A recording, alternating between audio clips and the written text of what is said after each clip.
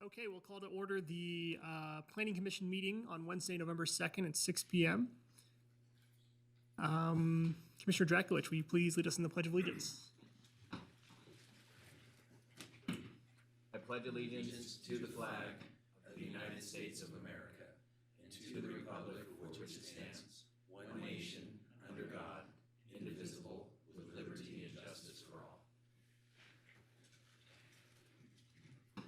Okay, can we do a roll call, please?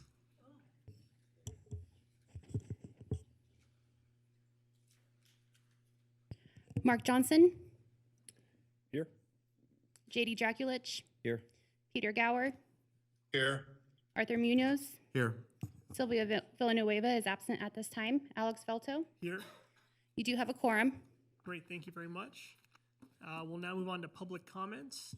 We'll open up public comment. This item is for either public comment on any action item or for any general public comment. Do we have any requests to speak forms? It should be noted for those in the audience that comments are to be addressed to the Planning Commission as a whole. Comments heard under this item will be limited to 3 minutes per person and may pertain to matters both on and off the Planning Commission agenda. Please note that the Planning Commission may not take action upon any matter not agendized for possible action on today's agenda. When you are called on for public comment, please state your name for the record and begin speaking. The timer will begin when you say your name and you will be afforded 3 minutes. If you are an attendee in the Zoom meeting and would like to make public comment at this time, please raise your hand. Lastly, while in this room, please be respectful. Warnings will be issued by the presiding officer if there is disruptive behavior, and you will be asked to leave chambers if the behavior continues. We did receive correspondence that was general in nature and not specific to any items on this agenda. I didn't receive any voicemails, and I don't have any requests to speak forms. Great, thank you. Would anyone in the public like to speak? Seeing none, we'll close public comment. We'll move on to agenda item number 4, which is approval of the minutes. 4.1, I'll entertain a motion or discussion for approval of the minutes on October 5th, 2022 for the meeting that happened at 6 p.m. Mr. Chair, Commissioner Johnson, I'll move to approve those minutes. Commissioner Draculich, I second. Okay, all those in favor? Aye. And I believe I have to recuse myself. Mr. Gary abstained as well. Okay, so 2 abstentions, 3 motions, or 3 ayes, so the motion carries. We'll move to agenda item number 5, which is public hearings. Item 5.1, case number LDC 23-00005, Highland Zoning Map Amendment. And I understand we have no presentation from you, John? That is correct. I'll Okay. be here for Q&A. Thank you. Thank you. Joey, do you have a presentation for us?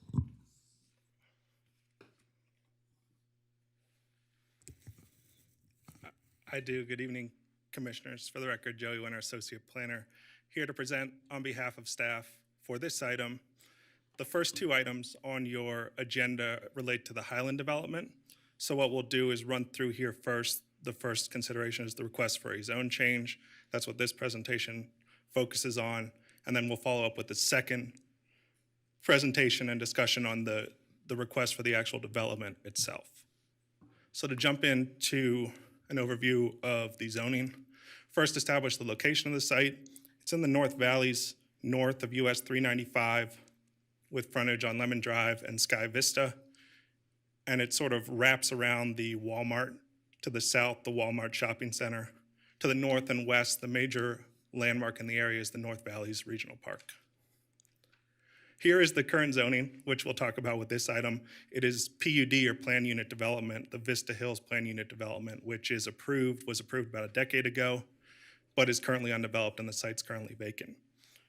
The request is to modify the zoning, which we're talking about with this first presentation, to zoning which conforms with the master plan. There are the master plan designations on your screen.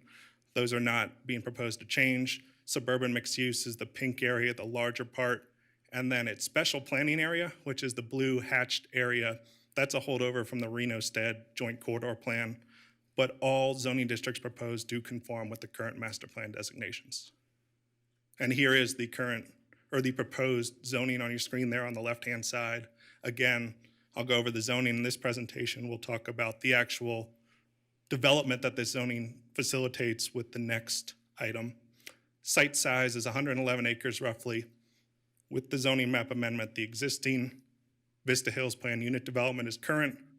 4 standard city zonings are proposed to accommodate this development. They're parks, greenways, and open space, multifamily residential 30 or MF 30, multifamily residential 14, and general commercial. I have one slide in my body of this presentation. It just hopes to enlighten a little bit what the difference is between the currently approved and existing plan unit development and what that city zoning that is proposed would allow. The first major difference in that first line is single-family detached homes are not allowed per the current handbook, which has not been developed. Multifamily 14 zoning does allow single-family detached lots, and as you'll see later, single-family detached lots are proposed with this development, 219 of those. Multifamily residential in terms of the area it takes up and the potential for units is roughly the same between the existing PUD and the proposed zoning. And then office, commercial, lodging space, there's a large decrease from the approved handbook. Again, that's unbuilt office, and that includes a lot of different types of commercial uses in terms of hotels, mini warehouses, things like that. This is proposing one pad of general commercial zoning in the neighborhood center, which you'll see with the presentation, or the following presentation. And then finally, you'll see the open space. The Vista Hills Plan Unit Development cap required open space at 46 acres. There is roughly 45 acres of parks, greenways, and open space zoning with the proposed zoning districts. However, there will be much more common area within the proposed development. So to recap there at the bottom, real quick, 338 units was the cap for Vista Hills. The Highland Development proposes 507. And then an additional benefit of that open space zoning is it will be deed restricted. Those areas will not be developed, and it will preserve some of the more sensitive areas on the site, things that our master plan wants to preserve in terms of rock outcroppings, steep slopes, environmentally sensitive areas. So that concludes the zoning map amendment presentation for me. I'll be back next time with the follow-up. Here are the findings on your screen. I know the applicant is available for questions and is certainly willing to answer anything you may have. I'll close with the recommended motion. This would be a recommendation to City Council. A recommendation of approval is the recommended motion. And that concludes my slideshow. Thank you. Thank you. Okay, we'll come back to the commission now for disclosures. Start with Commissioner Johnson. Thank you, Mr. Chair. Commissioner Johnson, I am familiar with the site and I spoke with the applicant's representative. Commissioner Draculich, same disclosures. Commissioner Munoz, same disclosures. Commissioner Gower. Commissioner Gower, same disclosures. Commissioner Velto, same disclosures. We'll now open up public comments. Do we have any request to speak forms? We did not receive any correspondence or voicemails for this item, and we don't have any request to speak forms. Okay, would anyone in the public like to speak on this item? Okay, seeing none, we'll close public comment. We have someone in Zoom who wants Oh, apologies. to make something. We'll keep public comment open.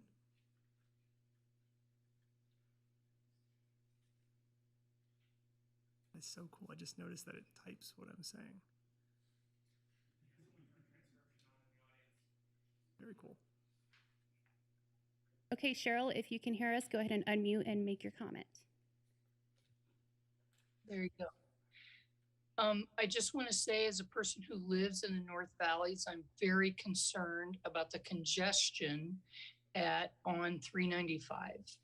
The building going on in that area is absolutely enormous, as I know you all know, and that's all my concern. Everything else about the development sounds great, except for the congestion on 395. That's it. Thank you for your comments. Is there anyone else in the Zoom?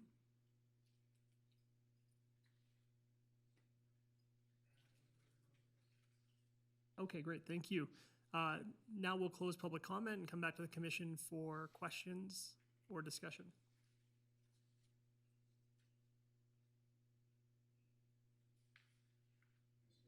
Sure. Commissioner Munoz?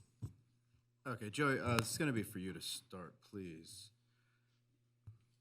So if you can break it down in the simplest terms, what exactly they're asking for to change here? What is the most simple terms you can say that they are asking to change with what's already proposed or what was approved 10 years ago to what is going to be proposed, I assume, in your next, in the next presentation?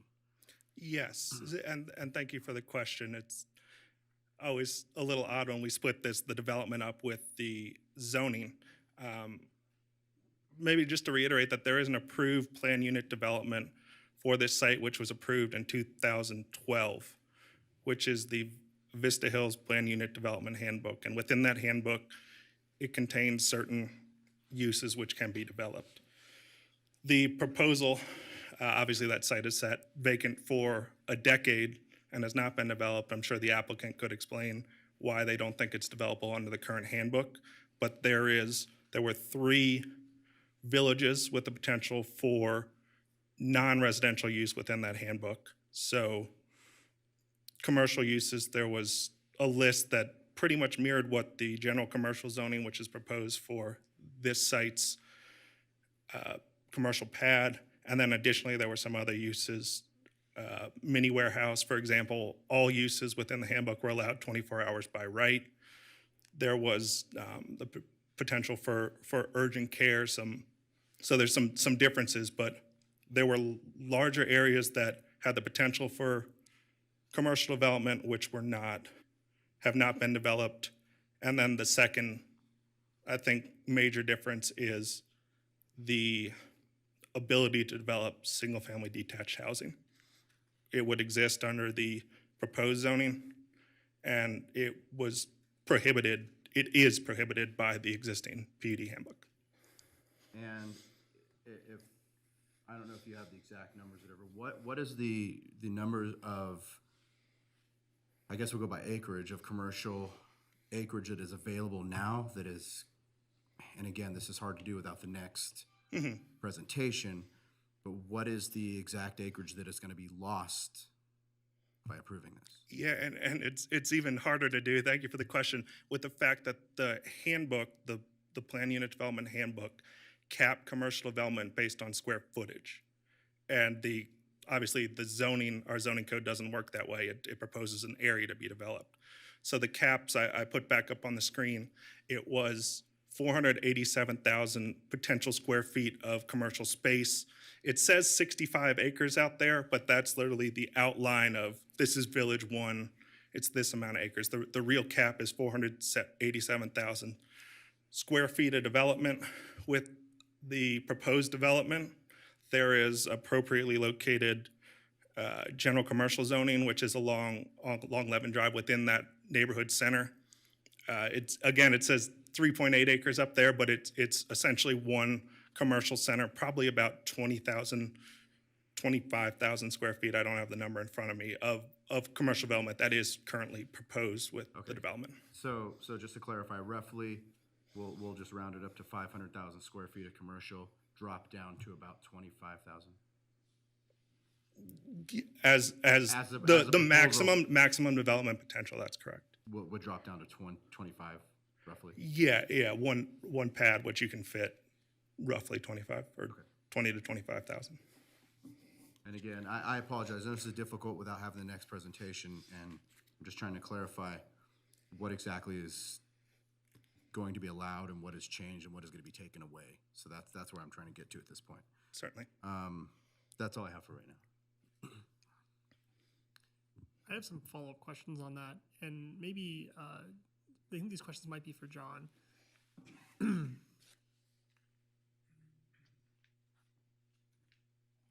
So, Thank you, Sheriff Alto. are there other? So it looks like there might be some issues with actually putting in that amount of commercial space, given the kind of topography and the layout. Is there a scenario where you have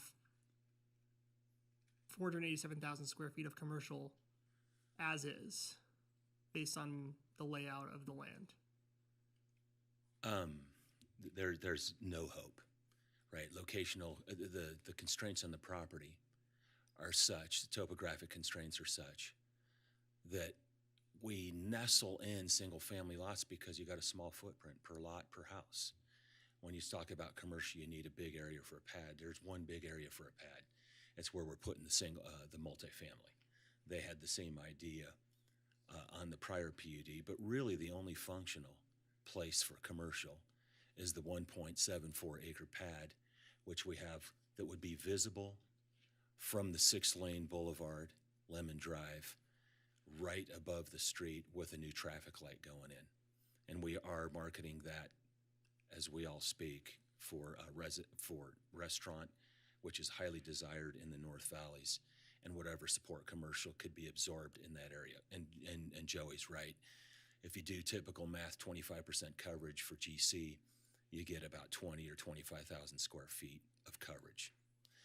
I have to say, uniquely, these owners, applicants, and clients are retail experts. They bought it for intended retail use, went and marketed it to the National Shopping Center convention in Las Vegas.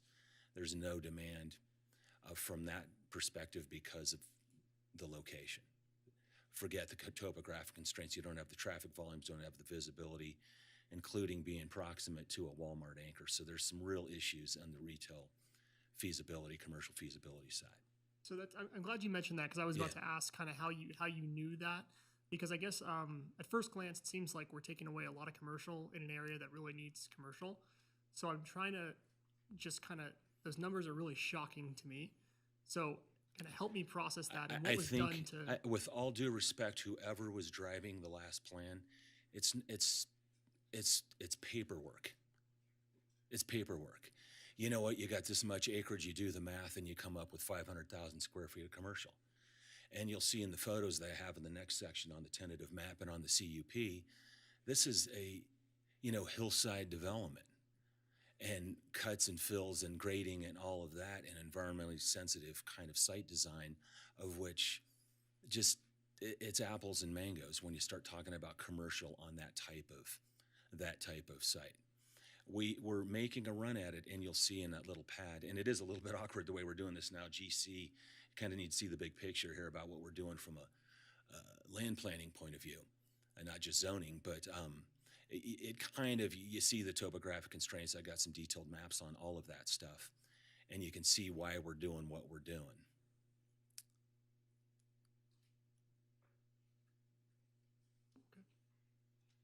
Joey, I hope I answered your question, Chair. You did. I'm just curious if Joey, if you have any thoughts on what John has said about the topographical constraints and other limitations on commercial.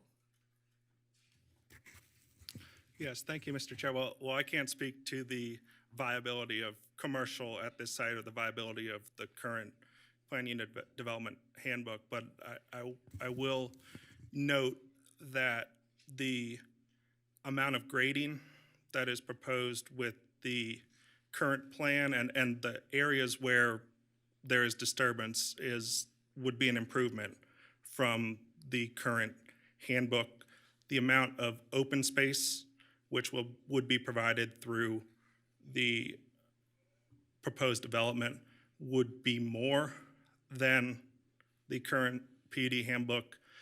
And then additionally, when you look at where the commercial is, it makes sense to have that commercial on the major roads. This is a site that parts of it are very tough to get to, and it's a lot of topography. And the location of the commercial is in that our master plan designates the corner of Lemon and Sky Vista as a neighborhood center. That's where the commercial would be kept. I hope that answers your question. It does. Yeah, thank you. And just real quick follow-up. It's like 100. How big is the total area? How many acres? It's 111 acres. Okay, so designated currently is more than half supposed to be commercial. Yes, that's correct. The 3 villages, which are currently designated for office commercial, are about 65 acres. Thank you. Mr. Chair, may I? Please. Could I introduce Mark Hayden? He's with Capstone Advisors, the owners, developers. We were going to wait for the project part, but I think it's more germane to this discussion now, if you don't mind. Thank you very Please, much. that'd be great. Good evening. My name is Mark Hayden, Capstone Advisors. Maybe to give you just a little perspective to your question, I'll give you some context. Capstone's been in business about 26 years, real estate development, where we have a number of different assets that we invest in. Commercial is the core and the vast majority of the portfolio that we work on. We build, we own, we manage, we operate, and we lease our properties. We do them for long-term hold. This particular property is our first acquisition in Reno, but our second project. The first project that we had is an adjacent vacant pad that was next to Walmart, 11,000 square foot commercial building. We had purchased these properties in 2017. We took that pad first off because it was smaller, and we saw the market. We entitled it in January 18. We finished construction in February of 20, and we just fully leased it in June or July of this year. So it took us that long to fully lease it. We had gone out during construction, entitlement and construction, and did some pre-leasing and had 3 tenants that we were able to book. One Nevada, Wingstop, and Verizon that we were able to pre-lease. So when we opened up, they were able to come in and do their tenant improvements. But we weren't able to complete that leasing until just mid-year this year. That particular project, again being about 11,000 square feet, had a 5,000 square foot end cap that was designed specifically for a restaurant. It had an outdoor patio with great views looking to the mountains and over the 395. We could not find any takers for that space. That space had to then be divided up and then be able to turn it over to 2 other particular tenants. Very unfortunate for us. That led us into evaluating the Vista Hills PUD, which is 112 acres plus another 16 for what they call the Buck property. That's a long lemon, and separated the 112 from lemon in doing that. That, as noted, had a commercial and a residential component. It was capped at 487,000 square feet and 338 units. A plan was done up as part of the entitlement. If I remember right, just kind of going from memory, it did have the 338 units in it in one of the villages, but then the other 3 villages had 250 to 300,000 square feet of commercial in them. In talking with the engineer during our evaluation of this portion of the property, comments came out that the developer was developing it, looking to entitle and sell it, that they maximized what they could put on this property to make the economics that couldn't be able to work. Having it entitled in December of 2012, and we acquired it in February, January of 2017. There had not been any other buyers for it, but we came in to be able to take a look at that.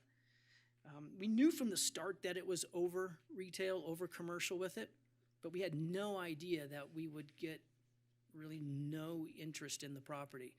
We had gone out to brokers, we had gone out to industry events, and we had gone out direct to some users to be able to do some layouts for that. Whether that was big box for home improvement, whether it was hotel, whether it was self-storage, we were not getting any interested parties in that particular site. We had to step back and kind of reevaluate the property. What we did learn is that one, it was topographically impractical to be able to develop this as a commercial real estate to the extent that they put in the PUD, that the trade area needed to mature a bit with some more residential units, higher incomes in that area, that residential definitely was a demand for this particular piece, but that there is a place for commercial that's better located with better visibility and reduced in size. That's a little bit of context. If you have any questions, we've got some people here that can, whether myself or other people that can answer them. Commissioner Draculich, while you're up here, thank you. What can the citizens expect out of 25,000 square feet of commercial up there? How many stores or restaurants? It depends how you design it. We've done some preliminary work on that. Is it okay to answer it? you have any concerns, Carl, or no? Okay, good to go. So from a preliminary standpoint, it depends how you really lay it out. If you have a certain amount of square footage from a commercial standpoint, you can guess about 21 to 22% if you can maximize the efficiency of a site. So you would take that square footage, 1.7 to 2 acres, and do the math for that. We've done what we think is marketably favorable and have designed it for 3 particular users. One would be an inline multi-tenant shops building that would have a restaurant in it. We do bake a restaurant in it because we've done some preliminary outreach and we've had some positive feedback given its location and interest in doing a restaurant there. The rest of them, again, would be some inline shops. There'd be a standalone pad for a 2,500 to 3,000 square foot building user that could go there. And then there would be a section of the site that could be laid out for a bank/ATM user. Thank you. I actually have a kind of a follow-up question, not directly related, but so behind that Walmart, it looks like there's a pretty sizable hill just behind there going up, and then the roads, I assume, in this image are going to be going uphill. Do you have any idea what the sloping is like? Yeah, we have individuals that can talk to that, but I'll preface it by saying the extension of Vista Knolls is per the PUD that's already been approved. We've kept that alignment. That was maximized, and it takes that big curve in order to be able to make the drop in the fall at the right percentages. And then we have individuals here with our engineering and our development team that can answer the questions on how and why they laid out these street patterns that you see and the sensitivity to them. You're right, behind the Walmart parking lot, there is a grade that goes up. I don't definitely know how too high. Maybe it's 20 or 30 feet. And then it caps off, and then it does slope down significantly as you get to Lemon. If you'd like some more specifics, we can have our engineer or our development I consultant. think that's helpful because I think the concern, I don't want to speak for you, but like the concern I'm getting from your questions, Commissioner Munoz, is that there's just like the sticker shock of like, now there's a lot less commercial. So really in my mind, the issue is why can this not be commercial? And it sounds like there's reasons why it cannot due to just the slope and the hills, and that's what I want to hear. Yeah, we'll let them speak to that, and that certainly topography. You would be grading a significantly larger portion of this site, and with that, there's a lot of cost that goes along with making that and having a project be able to pencil. And then, of course, the much more commercial we have is the much bigger demand that would be on the infrastructures, the roadways, and the like. But we've got Ken. Do you want to speak to this in more detail?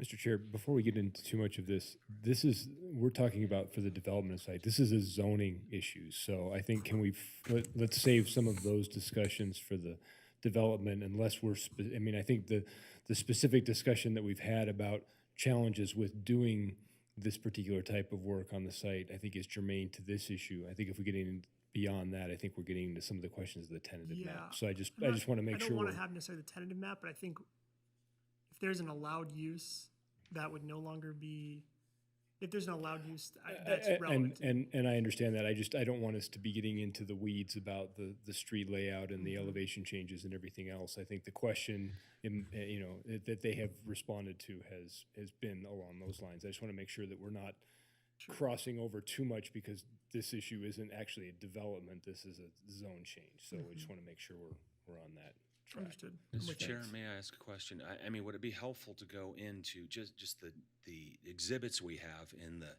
CUP and tentative map, if it's okay with the city attorney, to talk about all of this stuff that's really a heavy analysis of the site and topography?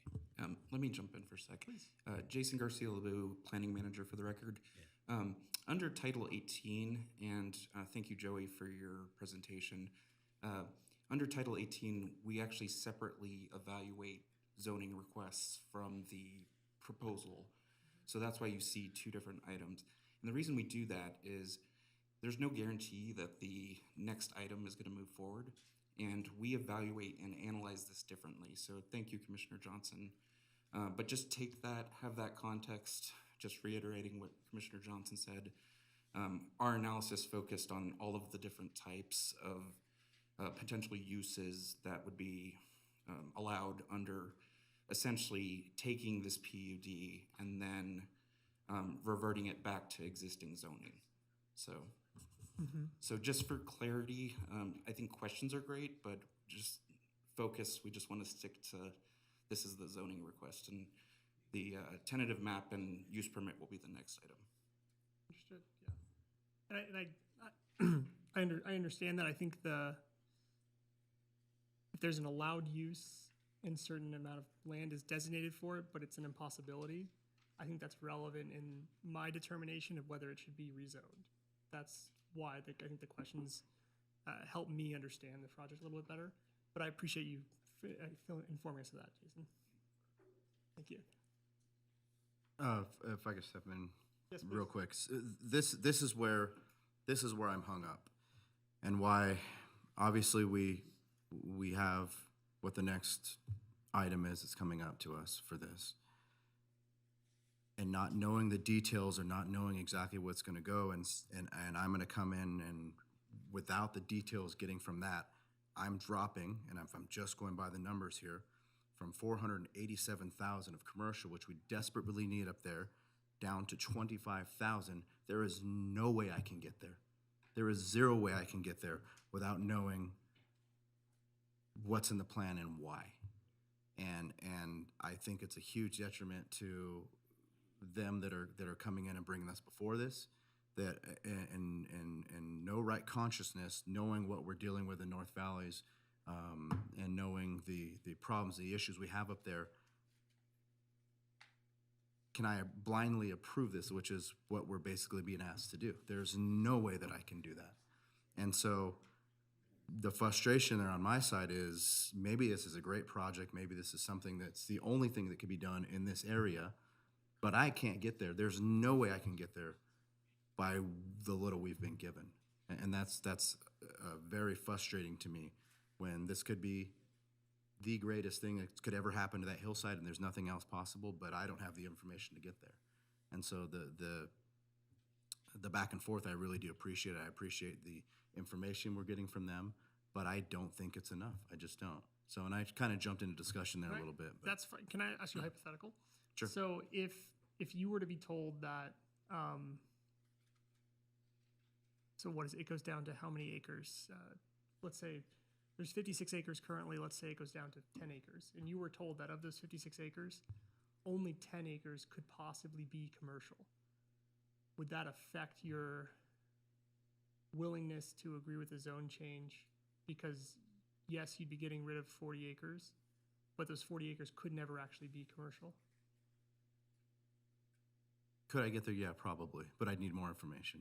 I think that was kind of in line with my questioning. Yeah. I was trying to figure out, is this a possibility? Because I'm with you if they could maximize the commercial, but that's what I'm hearing is that this isn't necessarily land that can feasibly be commercial. Yeah, that's what I'm hearing too. And so getting as much information I think we need. I honestly, I think we put the cart before the horse, and I know the way this needs to go, it should have went the other way, to be honest with you. And I know we can't do that because it has to be approved before we can do the tentative map. But with this property, I don't know how I get there. I honestly don't know how I get there without all the information. I feel like there's not enough information at this point. I don't know if there's a way to go about that, or if there's something we can do, but Joey, do you have comments? Sorry, Mr. Chair, if I may, just to clarify that this is a request for a zone change, which is the current item. That is a recommendation to City Council. City Council will have the final say. The next item, which is a tentative map and conditional use permit, would be a decision tonight, an approval. So this zone change will go to City Council regardless with a recommendation from Planning Commission. And we will still hear the second item regardless of the outcome of the first item. Thank you. Commissioner Johnson, Commissioner Draculich? Yes, John, do you have a comment? Could you pull up the applicant zone change presentation? Is this okay, Mr. Chair, Commissioners? I'm a little hesitant to jump into that presentation. Okay. I wanted to give you a little history. I mean, we've worked with staff. We've been at this for a year now. Major project, very committed development team. We started this process with a request that conforms to the master plan for mixed-use suburban zoning. SMU in the master plan, mixed-use suburban. And that allowed for commercial, allowed for multifamily, allowed for single family. And then we would deal with all this carve-out stuff with the development code, hillside, cuts and fills, and deed restrictions on the open space. It's not perfect zoning. It was to approach it different way, big picture. And then, you know, the way development, I mean, zoning is just one part of development, right? It's a very small part. And so we were just trying to make the uses work in a bigger picture. I completely respect where staff went, and we ended up agreeing with it. And they carved it up into multifamily for the single-family pieces, the MF30 for the multifamily village, and then the small skosh of GC. But we had another way to approach this that I believe satisfied a lot of the concerns that the commission has expressed. Can we have Mr. Alex come back? Sure. Okay. My name is Alex Sakakis, and I'm the president of Capstone Advisors. And maybe I can take a moment and just give you a little bit more history about this project. This project was, before it had the PUD that it has on it today, was owned by an out-of-state investor group that was actually trying to go and for an entirely different entitlement for this property for the back. They were actually trying to go for a resort casino development, and came to the conclusion after a number of years that that wasn't going to work. As an effort to salvage the money that they had in it, they basically put together a plan and it didn't, in a polite way, it didn't really take into consideration the feasibility of developing the site. It was just, let's put as much density as we can possibly put on this piece of land and get it approved, and then we'll sell it to somebody else and let them figure it out. That was what the PUD really was designed to do for the purposes of the owner, and I know that because I've known the owner for 25 years. They took it and they tried to sell it for years and years. To put anything close to that amount of commercial on this site, you literally had to take down a mountain and fill deep ravines and sheet grade the entire site to come up with anything, or almost the entire site, to come up with anything resembling the entitlements. And then it's on the backside of a Walmart with inferior access. So after they sat on it for another 5 years, they finally sold it off, and we came in to buy it knowing that what was entitled for it was highly, highly unlikely that there was any significant commercial use. Although we did take it to the International ICSC, International Council of Shopping Centers Convention. We put it in front of every sort of major anchor that we could to see if there was any way to put a commercial development without, but the time you look at the infrastructure costs and the grading costs, it made it so wildly infeasible. And in today's world, to really put down anything type of large scale shopping center, the only really viable anchors that exist today that could spur on a retail development would be grocery anchored. You've already got Walmart there. We put in front of the home improvements. We have no interest from them. And if you really look at that intersection already has 4 grocery stores. It is well grocered, that intersection. So getting an additional grocer to go back in its inferior site with an inferior sight line, with inferior access on a highly expensive piece of property to grade and deliver, isn't feasible. And once again, we've been doing commercial development for 26 years.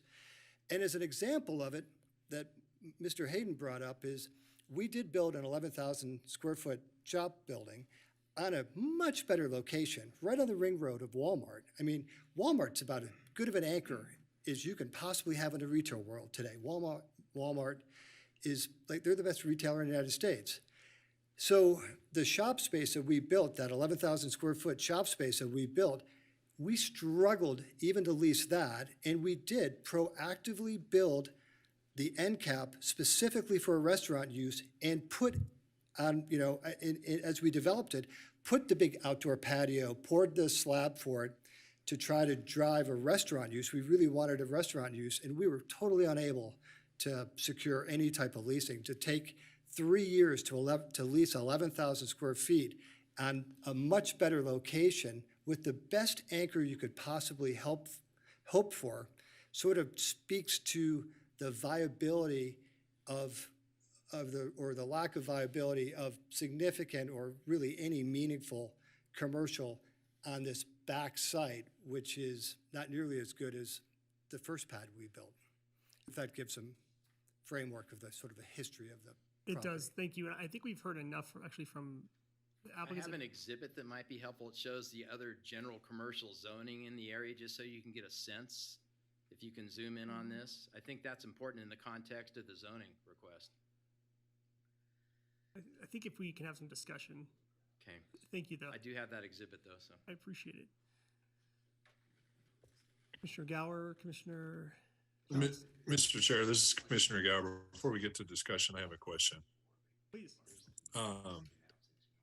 Relative to the findings related to traffic, we have two, number 3 under general review criteria, H under zoning map amendment. We had a public comment relative to traffic. I'm hoping someone can answer a question with this zone change, the strict change from commercial to residential, what that does to the traffic situation for this site. Is it a decrease? Is it an increase? How does it change traffic? Strictly looking at the zoning.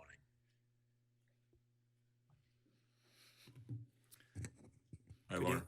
Good evening. Thank you for the question. Lauren Chilson, Headway Transportation Traffic Engineer for the applicant. It's very clear if you look at those caps on the commercial space versus what is being proposed, that the current PUD would generate tremendously more traffic, right? It's something 400,000 square feet plus allowed. That's tremendously higher than anything we're proposing. I mean, by a wide margin, right? Just for comparison, I think it's important to note Meadowwood Mall is about 900,000 square feet. So, you know, something that's on the order of half of that compared to residential development is a significantly higher traffic volume and impact. So the proposed zoning would significantly reduce traffic volumes. Thank you. That's helpful. Yep. Thank you, Mr. Chairman. Thank you. Mr. Chair, Lauren, before you sit down, I wanted to follow up with that because I do understand, and I would 100% agree that the traffic is higher for general commercial. But I guess the follow-up to that is, and I think to Commissioner Munoz's point, general commercial would be bringing traffic from the existing area around there. Lemon Valley, Stead would be coming to that. So I'm, and you may not be able to answer this other than sort of conceptually, but the amount of traffic that's coming into the site as a general commercial is coming predominantly from that area. I think we're talking general commercial, as opposed to the potential for residential development, which is actually going to potentially be leaving the site and going to be more of a contributing factor as an add-on to some of the other traffic issues with the highway and Lemon Valley. Is that's kind of the understanding that I have. It's like there's more traffic, but there may be more of a regional or a roadway impact based on the residential. Yeah, thank you, Lauren Chilson again. I follow your question and comment absolutely. And in general terms, yes, of course, retail use is going to be more localized, whereas residential use may add more traffic to the freeway, right? However, on the scales we're talking about here, that commercial use is on the order of 10 times, 10, 15 times the equivalent of residential use. Our net difference in residential units here is what, on the order of 200 units versus hundreds of thousands of feet of commercial. So in total magnitude, we're still talking about a much smaller total traffic generation by what's proposed. Yes, you're right, some of that is different in its flow characteristic, but our net increase in residential units is not tremendously higher. Again, on the order of 200, I'm using round numbers here. And right? thank you, So- that was gonna be my follow-up. There is an increase with this also from a residential unit, but it's not from 0 to 400, it's, you know. It's from 330, there's a 338 to 200 some 5. odd unit. Yeah, Okay. but versus hundreds of thousands of feet of commercial, tremendously different still. And this is still going to be a lower trip generator in total. Okay, thank you for walking through that with me, I appreciate that. Thank you, Mr. Chair. Thank you.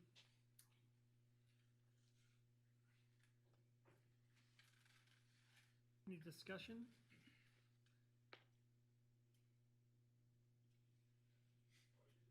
You looking at me to start it? Get us going.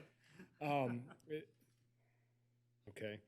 I guess there's a couple of interesting things here, and I do appreciate the conversation, and I wasn't trying to stifle the conversation about where we were going. Just it was branching out into areas of site development and things like that that were beyond where we wanted to go. But I do think what the conversation, sort of what my own visits to the site, which have been numerous going past there rather than into that site, there's definitely a geographical challenge. There's a geographical challenge in that area that we've seen for the development heading towards the North Valleys Park. There's some geographical development that we've seen even with the adjacent Walgreens site in terms of access to that. We've dealt with these issues. And so when I look at this site and I wrap my head around additional development along the lines of a Walmart, and that Walmart has a pretty substantial retaining wall. You can barely see it as you're going past the road there. So there's some grading issues that the next site would go up beyond that. So what I'm really keying in on this one, and I acknowledge the challenges with the loss of retail, but when I look at especially the zoning map amendment findings I and J, that are really looking into, you know, the development on the land is commensurate with the physical limitations on the land, and that the land, you know, there's an impact of applying the kinds of development to the land and the suitability of it. I think those two right there are what make me look at the zone change and say, what we are proposing has the ability to meld itself to a more challenging site because it is a smaller level of development, whether it's a multifamily development, single family development, even the smaller scale of the general commercial. I think that fits in with the topography better. So even if we didn't have this map in front of us, and I would say, I think actually having the only map of the zone change be the proposed development is actually more problematic for this discussion. I would have preferred to have seen the same sort of that PUD blob broken up into 3 different blobs on the same site, because I think that would have given, you know, a better sense of, hey, we're looking at this from a, you know, an actual land use standpoint. And to have a big, you know, if you took that PUD and applied the massive amount of general commercial over the top of it, it would have been, I think, even more eye-opening compared to the way that this is breaking it down. So while I definitely am sympathetic to the loss of potential general commercial, I think that the zone change itself that we're looking for here, without even a development attached to it, as Jason had said, you know, we have to look at them separately. I do think that especially because of those findings, in addition to what we've heard tonight, I think the zone change is applicable for what we're looking at there. So those are my comments. I appreciate what everybody else has said to this point and the additional discussion that we would have, but that's sort of where I'm coming from. So thank you, Mr. Chair. Thank you for your comments. Anybody else like to weigh in?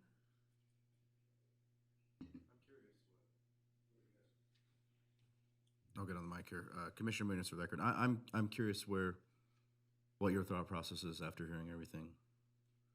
So I go first. Oh, sure, yeah, Mr. Chair, Commissioner Draculich. Yeah, I mean, I'm in alignment with Commissioner Johnson. I mean, I'm also hearing everything that Commissioner Munoz says, and his concerns were mine coming into this. And in reality, I guess now what I'm hearing is this PUD and its zoning, it just doesn't seem valid at this point. And so I'm trying to throw that out of my decision-making process because it just didn't seem to even ever have a chance. Almost was hard to even look at it because it is shocking to see what we're missing. So right now, I mean, I would support the zoning change, but anxious to see the next item. Yeah, Commissioner Munoz, or Commissioner Valto, Commissioner Munoz, I think I'm in the same boat. This is kind of why I was asking the questions. I was a little shocked by the less amount of commercial after the zone change, but hearing that area for commercial can actually happen really makes me question whether we should still maintain the current zoning. So I think I'm in alignment with the two previous commissioners who have spoken, just because I struggle with seeing how this land ever does develop as a commercial, but with the same amount of commercial as we would hope and has been planned for. Thank you for those comments. Again, Commissioner Munoz for the record.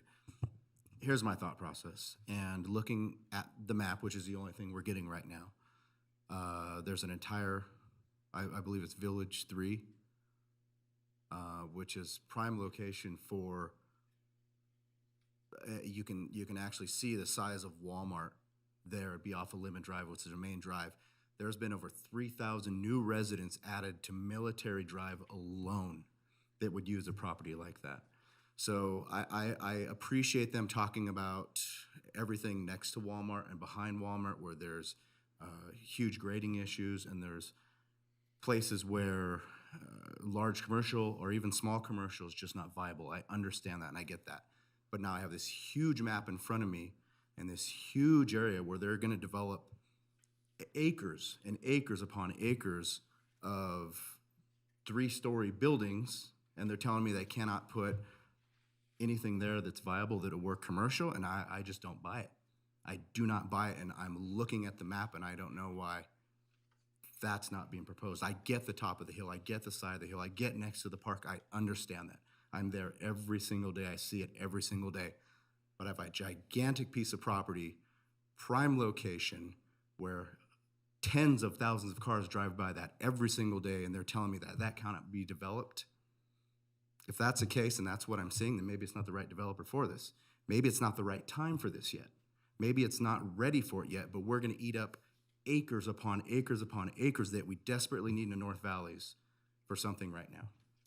That's where my hangup is, and that's where I'm not seeing this. And that's why the next presentation would help out a ton for me to get this through. And that's where I'm stuck at, and I still can't get there. Just looking at this map, I can't get there.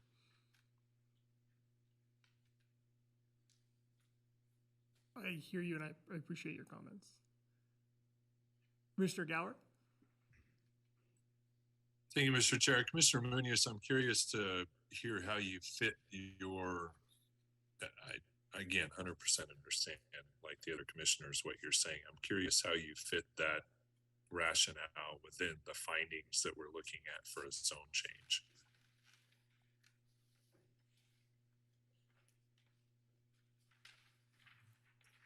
Thank you, Commissioner Gower. Again, that's where I'm getting hung up on this, and I understand what we're looking at.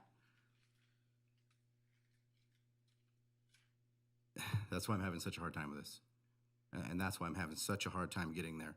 Is as far as a zone change comes, it's not doing anything negative that I see other than eating up a bunch of commercial that is already zoned for the commercial. I get that, and that's where I'm stuck at. Not knowing what's coming up because we don't have the next presentation yet. I still have all this area they're saying that cannot be developed that I drive by every single day that 100% can be developed. Maybe it's not ready yet.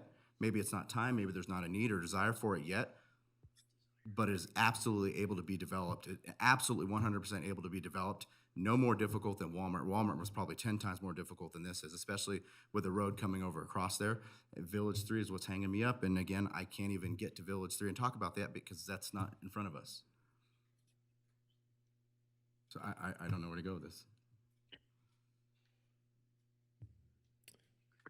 You know, I think for me, Commissioner Munoz, the consideration and what I'm hearing you say is that you're looking at this from a master plan perspective, and you're thinking about the North Valleys as a, you know, from a regional perspective, from a community perspective, and you're thinking about access for residents in that area to commercial uses. So, for instance, you know, residents have that access near their home. They don't have to get on the freeway to drive to it. It's, you know, a neighborhood scale amenity, which is what we try to promote in the master plan, having those neighborhood amenities, reducing the vehicle miles traveled, jobs, housing balance.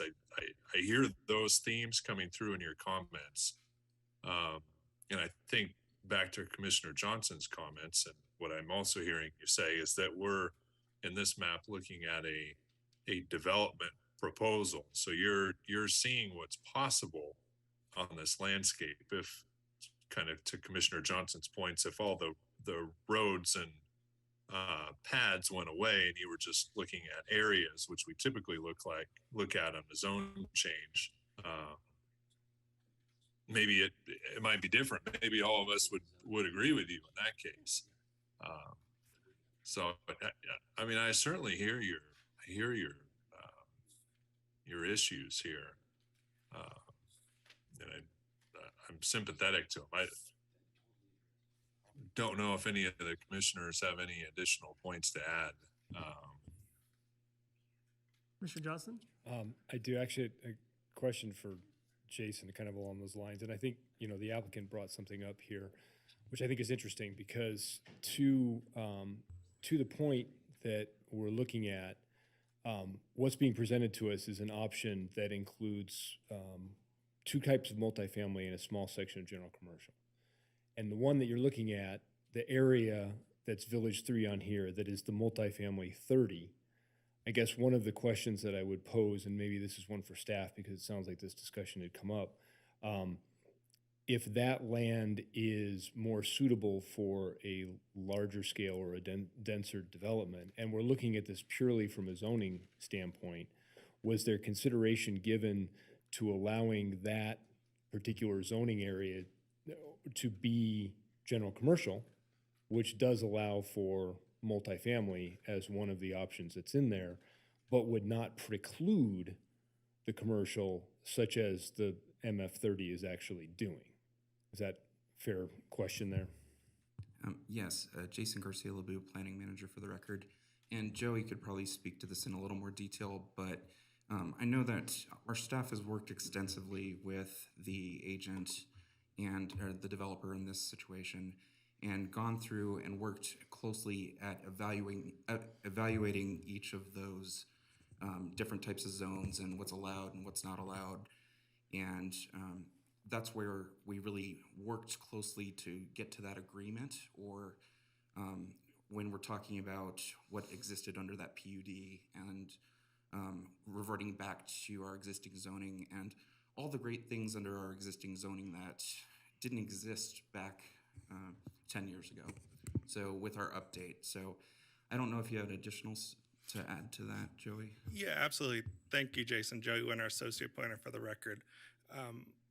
I'll talk about a little bit of the process of how this map got in front of you in a second, but just to make one overarching point is that there is no master plan change proposed tonight, so everything that was in the PUD and is here is allowed.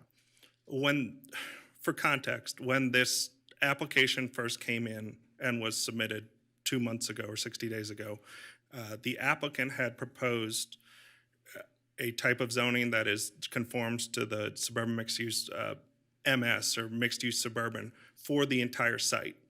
Now that zone change request came in at the exact same time as the development proposal. So, and I don't want to speak for the applicant, but essentially they had a plan to develop the site, is my understanding, and they worked within the existing master plan designation to find a zoning which worked. It originally came in as blanket mixed-use suburban or MS zoning, which allows a lot of things. It allows residential, it allows commercial, it also allows some additional things that staff had concern about, mainly the warehousing and more intense uses blanket. And you have to remember too that the zone change will be permanent, whether if the zoning changes, the zoning changes. However, like we've seen with the planned unit development handbook, there's no guarantee it will be developed by this developer or under this plan. So in fairness to the applicant, they did come with one zone district that would have worked with their proposed development. Staff did have serious concerns. I'll just give one as an example. If you put single-family housing within that mixed-use suburban zoning district, that is now in a mixed-use zoning district, and there is no protection from adjacent, I would say for example, but it's not hypothetical, the Walmart. There would be no required screening around those uses. And as the project, it could be chopped up. Obviously, there's 111 acres there. It could be subdivided. It loses a ton of control and a ton of oversight from Planning Commission and from staff on other issues. And that was staff's hesitation with just applying a new zoning district that allows both residential and commercial and let the market take it, if that makes sense. It does. So I guess maybe that I'm bringing this back a step beyond that, because I understand where you're going with that, and I completely appreciate that, and that was the way that John explained it. I guess what I'm looking at here is now we've got a proposed zone change that's based on a specific development more than anything else. I mean, that's obviously some of the issues that we're looking at here.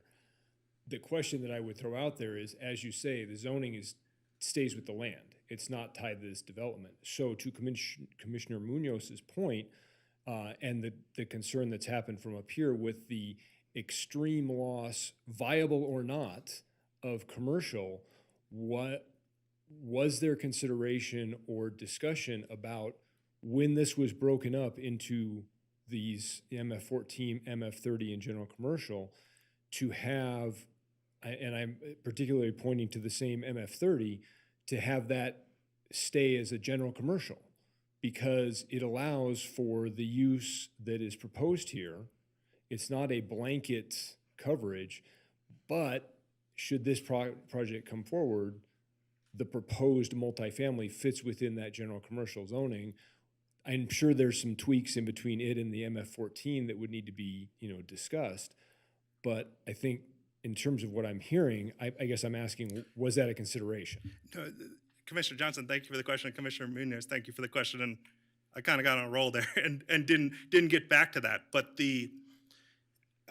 we had discussions with the applicant about staff relayed our concerns about a blanket mixed-use suburban zoning. And we tried to give the applicant options that could potentially work with their development.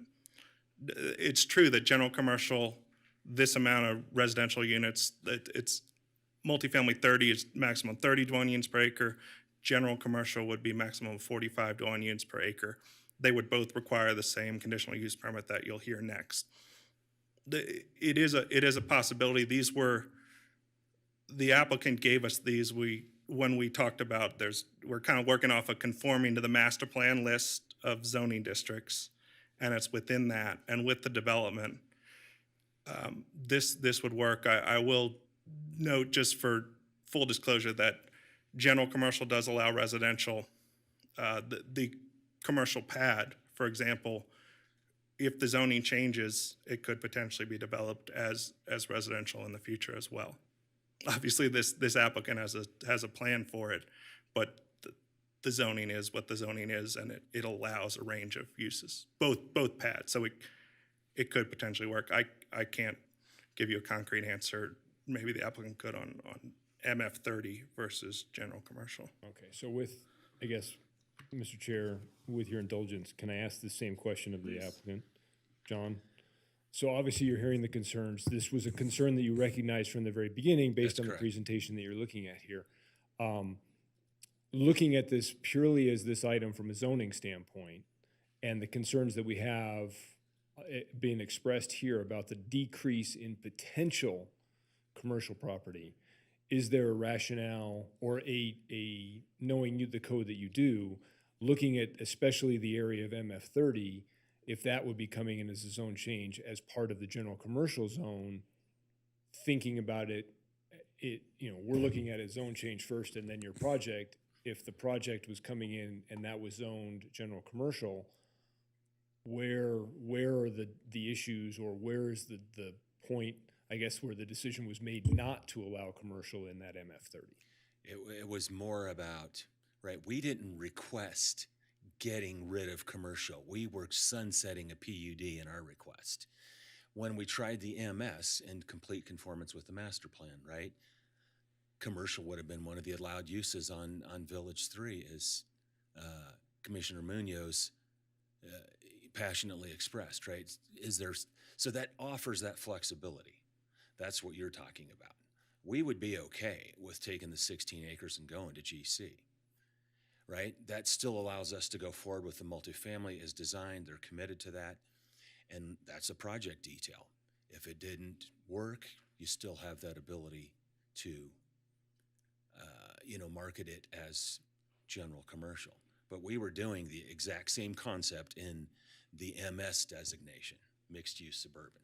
And I appreciate that. To finish the thought too, the big thing, Joey would tell you that, I wrote a pretty assertive letter about, zoning purist point of view can be limiting. We're looking at it a lot broader and saying the market will dictate what's going to go there. Economics will dictate what's going to go there. The topography will influence it. You know what I mean? And you get into those site analysis things, characteristics for general retail. And there's a lot of limiting factors outside of zoning. So, but the one thing that neither Joey or myself expressed is what I understood what was a big concern with staff. And Ken Crater's an expert at this, and he and I went round and round and said, how do we get staff to trust that if we do MS, industrial big box warehouse is not going to be a practical use? Again, because the market, you got to have flat land, right? Or much flatter than this land. So we thought it was just governing in the market and the economics in that analysis of this project. Thank you, John. I appreciate Thank you. that.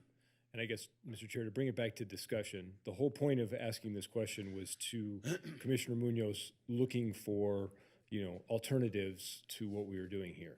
Obviously, we have a project in front of us that has an MF30 zoning, and I'm not in any way, shape, or form recommending that we, from the dais, are changing that. I'm just bringing up the discussion points in terms of where we're at. So that's, I appreciate the indulgence. I appreciate the information from staff and the applicant. That was just how I wanted to help understand it myself.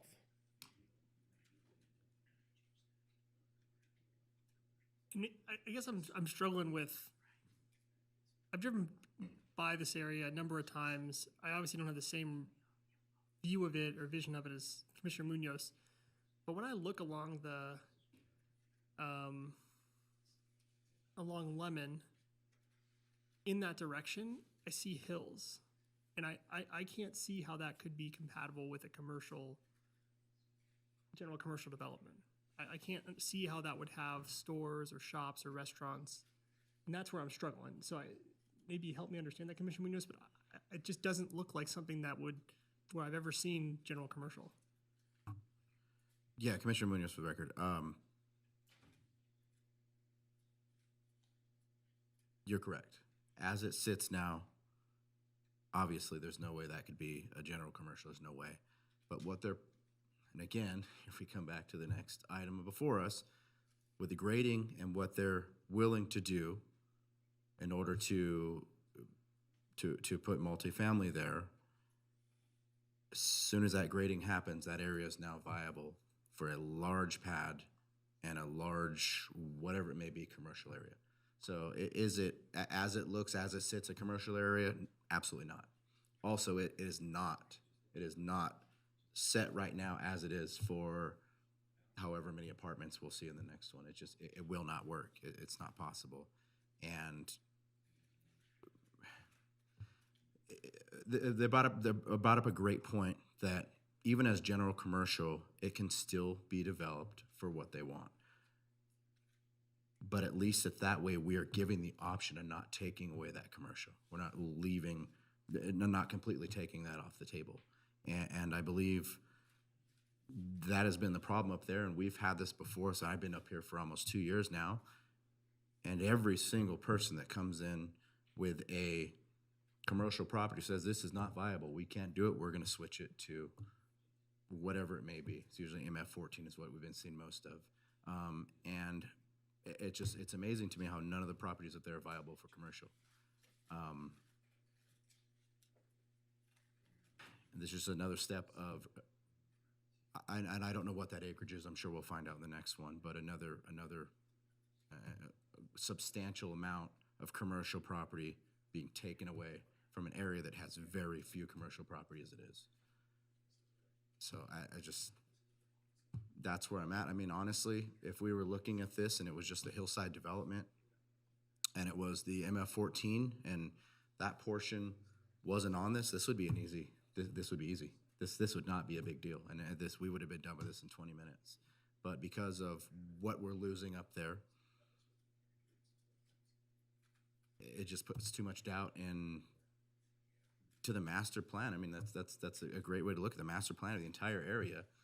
It's soaking up more of that area that we need. So, and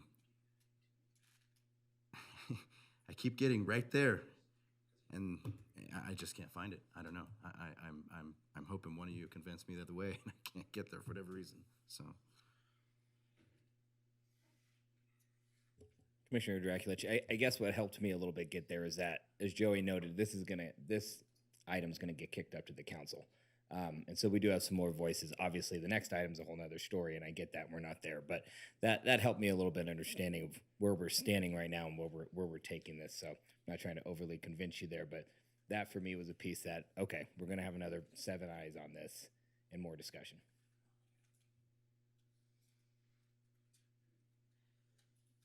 Can we just get a reminder, maybe either from Joey or Jason, the interplay, how this one could possibly not be approved, but the next item could still go forward? Just help me understand that.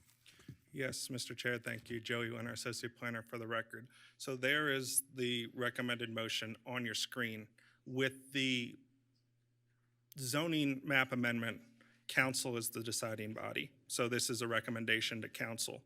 So this recommendation will move on, whether it's a recommendation to approve or a recommendation to disapprove or not approve. And whatever the action taken by Planning Commission tonight, council will have the final say at a later date. And then for the tentative map, is that? The tentative map, the Planning Commission is the deciding body. So that would be a final decision on the next item. And then the only opportunity to change that would be some sort of appeal either way. But this is a recommendation. The tentative map is a final decision by Planning Commission. That's the way the ordinance is set up. So would agenda item 2's approval be contingent on council approving our recommendation on this item? Well, there is a recommended condition of approval on the next item that this zone change be affected before that approval is valid. Okay. Thanks, Joey.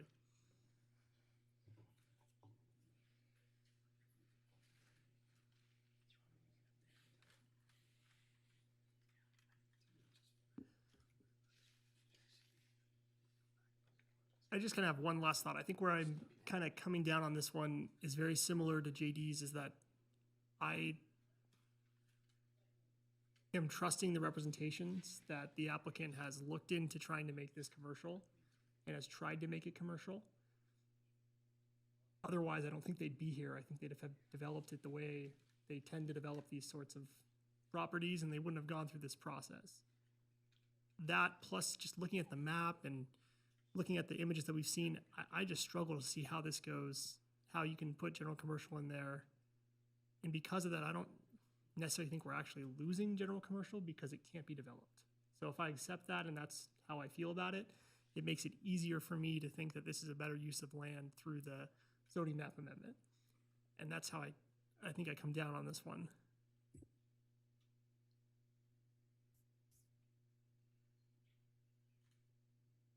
We have a Commissioner motion, Yeah, Commissioner Draculich, I'm ready to make a motion.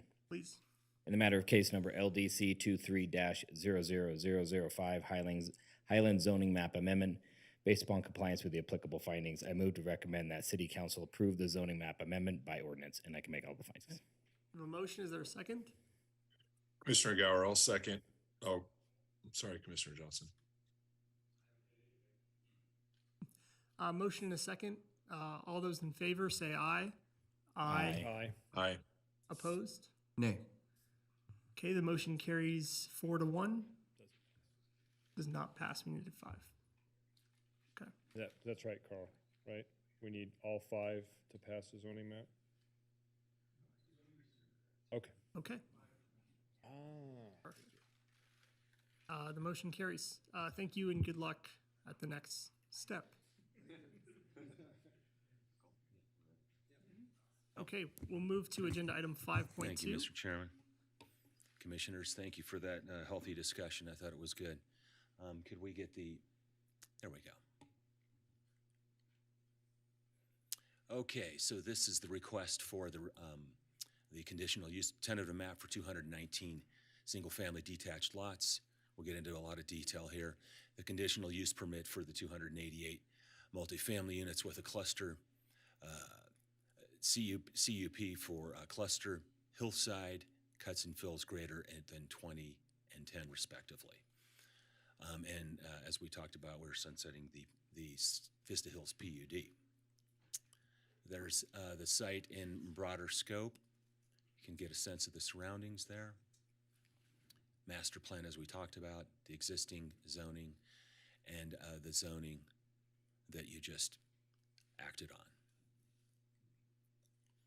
There is the master plan in the context of the surroundings. Notice here we say the open space is 65 acres. That's not a typo. Staff said something different because this is actual open space that includes the common area that would be deed restricted. An important point. So that we're showing part of that is the way that this plan fits into the terrain, the 111 acres, 65 acres of open space. Village 1, single family lots, Village 2, single family lots, Village 3, the 288 and multifamily, Village 4, the smaller single family lots, and then the 1.75 acres of GC being close to what will be a signalized intersection at Lemon Drive.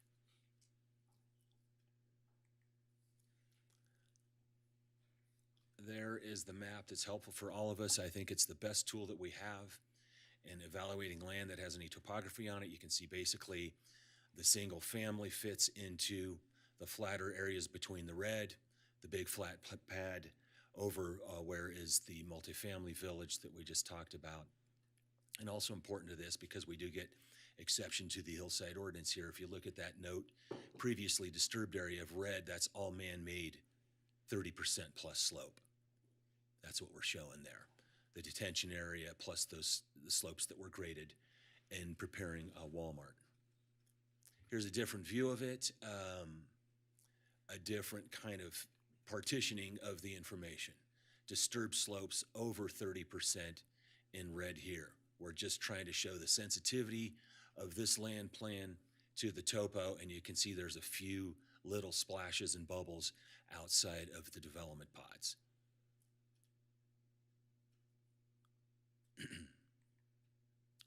Master plan in a different context. This draws attention to the rock outcroppings. It's an extremely important consideration in the evaluation of sites and the way we do land planning in the city of Reno jurisdiction. And you can see for the most part, those are mapped rock outcropping locations. They're left entirely intact with respect to the way the villages are fitting in.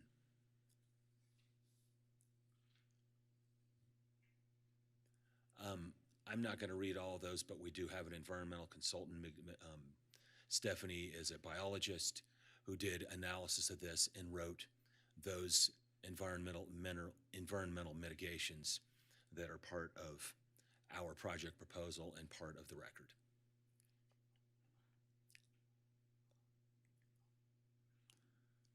A lot going on here, but again, I think this is probably maybe as important as any exhibit that I could share with you about what opportunity we had for open space, 60% open space, and connectivity over to the North Valley's regional park. So you look at when you're leaving the villages, the green are the trails. Those are the little neck down trails where they're very much fitting to the terrain.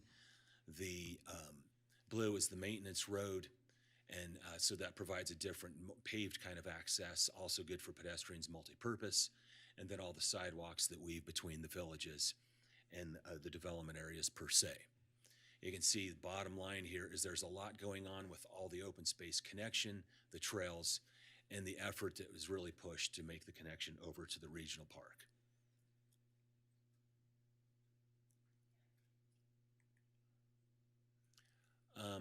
This is walls and fencing. So the idea here is, and I think you gentlemen saw a condition. The green one is the 6-foot masonry wall. That was a code thing because we do have single family next to the retail commercial.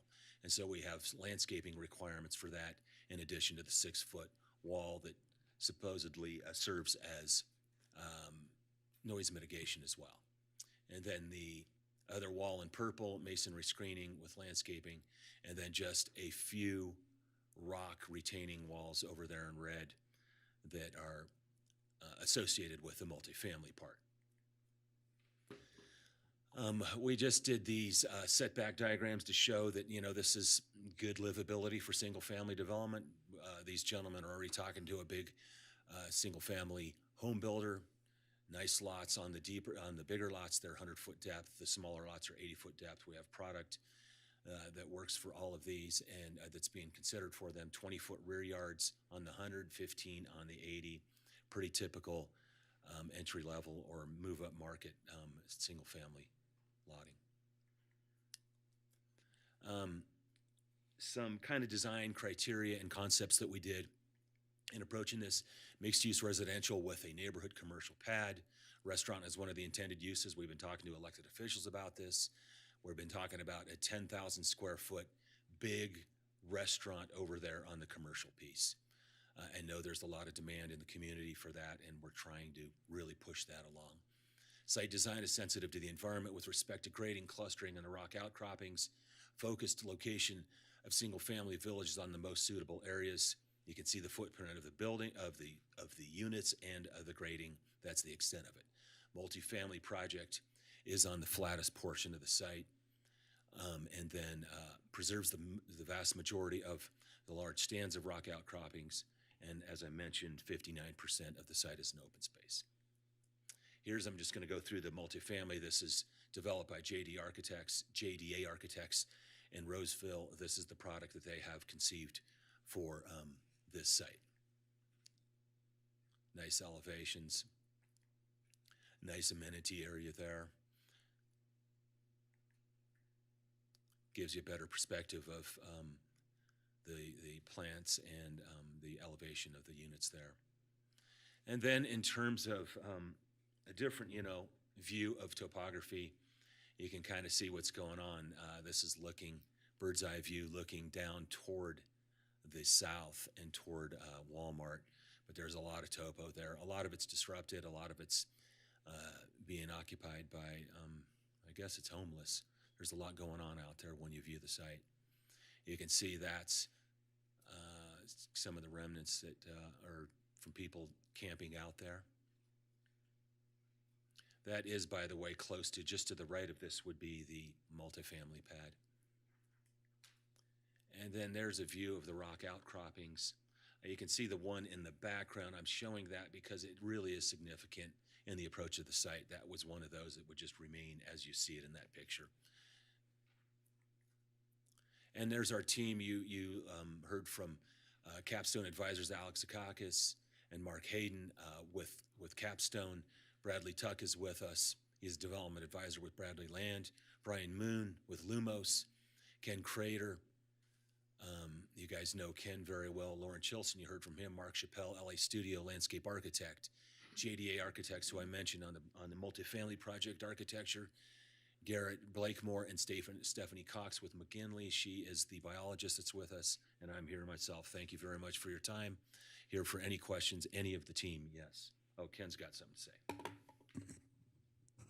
Yeah, I just wanted to make one additional comment for the record. Ken Crater with Crater Consulting Group. I did the layout on this project. I've been involved in it from day one. And just to address something that I know is important after the last discussion, is even the multifamily site had serious challenges. It's not flat, it's still stepping up the hillside. And so with the apartments, we're able to follow the grade up that hillside, unlike big box. But more importantly, Vista Knoll Parkway is a commercial collector street. It's on the regional transportation plan as a commercial collector street. Well, it has a 6+% grade as it comes up from Lemon Drive to get it up the hill and back down to Walmart. Because of that, access was also extremely difficult in terms of locating a point of access that worked for that site, whether it be multifamily or big box. We're really only able to get one good point of access to work with that site, and the emergency access connects in with Village 4 to the south. There's site distance issues associated with that point of access. So having a project that generates far less traffic was much more conducive to that point of access to provide for safe stopping site distance at that location. So really, I think the multifamily works really well in terms of a grading standpoint, a topography standpoint, the safety standpoint with Vista Knoll Parkway, and the lower traffic volumes, as Commissioner Johnson spoke to. I think you all know that Sky Vista Parkway, Buck, and Lemon is operating at a level of service F. It will continue to operate at a level of service F with this project, but because of the fact that we're connecting Vista Knoll Parkway, it will actually provide relief to that intersection. And as Mr. Chilson will tell you, we're actually improving that intersection of Lemon and Sky Vista with this project and the connection of Vista Knolls Parkway. If it was commercial, it would be a very different issue with the traffic in that area. And I think the fact that there's really no one here speaking in opposition speaks to the fact that this project was very thoughtful, well thought out, and there is actually a ton of general commercial zoning. I've been working with a group of brokers, land use experts, retail experts, and we're now working with staff. We're working to identify those areas of general commercial zoning. It will come, but it just wasn't conducive to this project. And I did a lot of analysis to make sure that this was indeed the highest and best use. But I hope that context on Village 3 gives you a little bit better insight as to how this project works and helps you in your decision-making process. Thank you. Thank you. Joey, do we have a presentation? Absolutely. Thank you very much, Mr. Chair. Once again, for the record, Joey Winter, Associate Planner, here to give the presentation on the second Highland item, which this is the tentative map and conditional use permit request. I think we've established the location of the site. We had a long discussion about the zoning. There's the master plan, and now into the request for development. So this request before you with this item is a tentative map and a conditional use permit. The tentative map is required, one, for the single-family lots within those single-family villages, and then in addition to that, the pad site for general commercial, pad site for residential, and the open space parcels. That's the tentative map. The conditional use permit is required for several things: cuts and fills exceeding the limits, grading within now PGOS or open space zoning, the cluster subdivision, and that's it. So the proposed development, as Mr. Kompotek highlighted, 3 single-family villages with 219 lots, the multifamily village, which we've talked about, and the commercial pad. The site layout was covered extensively. Within the single-family village, just a couple things to point out. It is the cluster subdivision, although in this case, the only cluster provision would be to reduce the rear setback from 20 feet to 15 feet. Additionally, within those single-family villages, land use screening will be provided along the border of the single-family village with Walmart and along the extension of Vista Knoll Parkway to provide protection for those single-family residences. The applicant went through the multifamily village, what's proposed apartments for rent, private amenities, and we've talked about that commercial pad site. The fourth component of the development is the open space and common areas. Just to go through a few things with the common areas and open space, you saw this map in the presentation from the applicant. A trail network through the open space will be built by the developer to US Forest Service standards, and then that will be turned over and maintained by the HOA, but available to the general public to provide connectivity to adjacent developments and the North Valleys Regional Park. Additionally, again, a dog park is proposed within Village 2, 1 acre in size, constructed by the developer, maintained by the HOA, available to the general public. That AKC, American Kennel Club standards, there's a condition in your packet, but those are the recommended amenities within that dog park. And then finally, with the layout of this development, you have the open space and deed restricted common areas for the development. Those will contain environmentally sensitive areas, rock outcroppings, the steep slopes that were not created by grading of the Walmart site. Those will be maintained in perpetuity. And then my final slide in the body of my presentation here is just an illustration of the access which is proposed. The stub of Vista Knoll Parkway comes up and ends where the Walmart, this would continue with the red line through to Lemon, installation of a traffic signal at the Vista Knoll Lemon Drive intersection. That Vista Knoll Parkway extension would be what is there now on the west side of the Walmart, a 2-lane road, bike lanes. All streets within the development are proposed to be public and dedicated to the city of Reno. Here are the findings for the conditional use permit. And then the second part would be the tentative map. Those findings are on your screen now. Staff's recommended motion is approval by Planning Commission of this item subject to the conditions listed in the staff report. And I'm available for any questions on this portion. I really appreciate your time. Thank you. Okay, welcome back to the commission for disclosures. Commissioner Munoz, will you get us started? Thank you, Mr. Chair. Commissioner Munoz, I'm familiar with the area and have spoke with the applicant's representative. Thank you. Commissioner Dracula, same disclosures. Commissioner Johnson, same disclosures.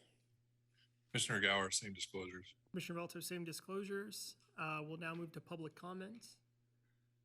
Are there any requests to speak forms? Or I did not voicemails? receive any correspondence or voicemails for this item, and I don't have any requests to speak forms. Thank you. Would anyone in the public like to speak on this item? Seeing none, we'll close public comment. Back to the commission for questions.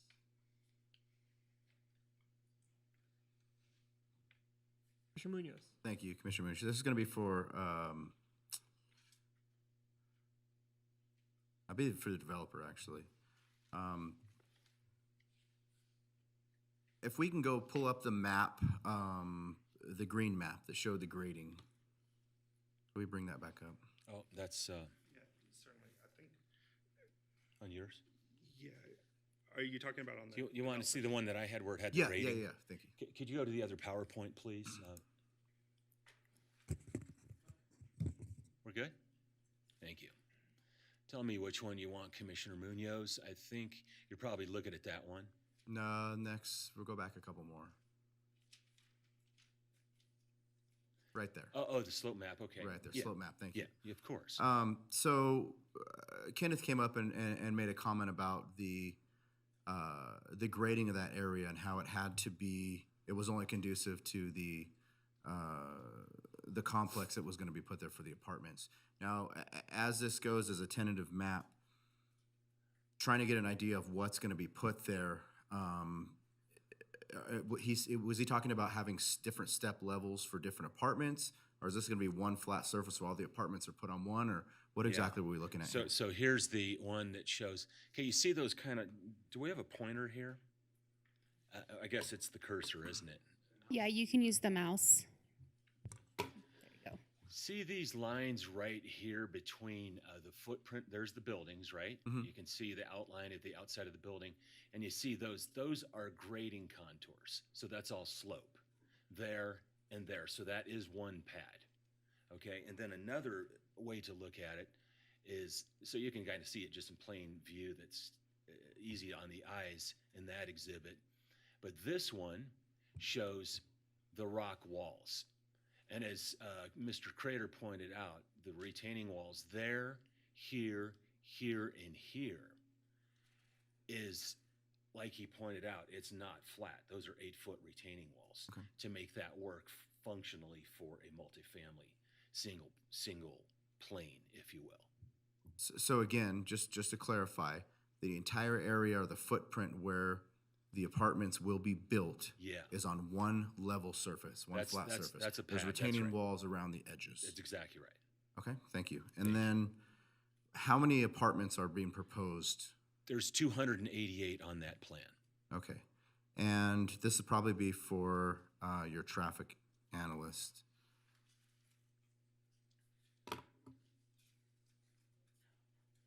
So several questions here. Do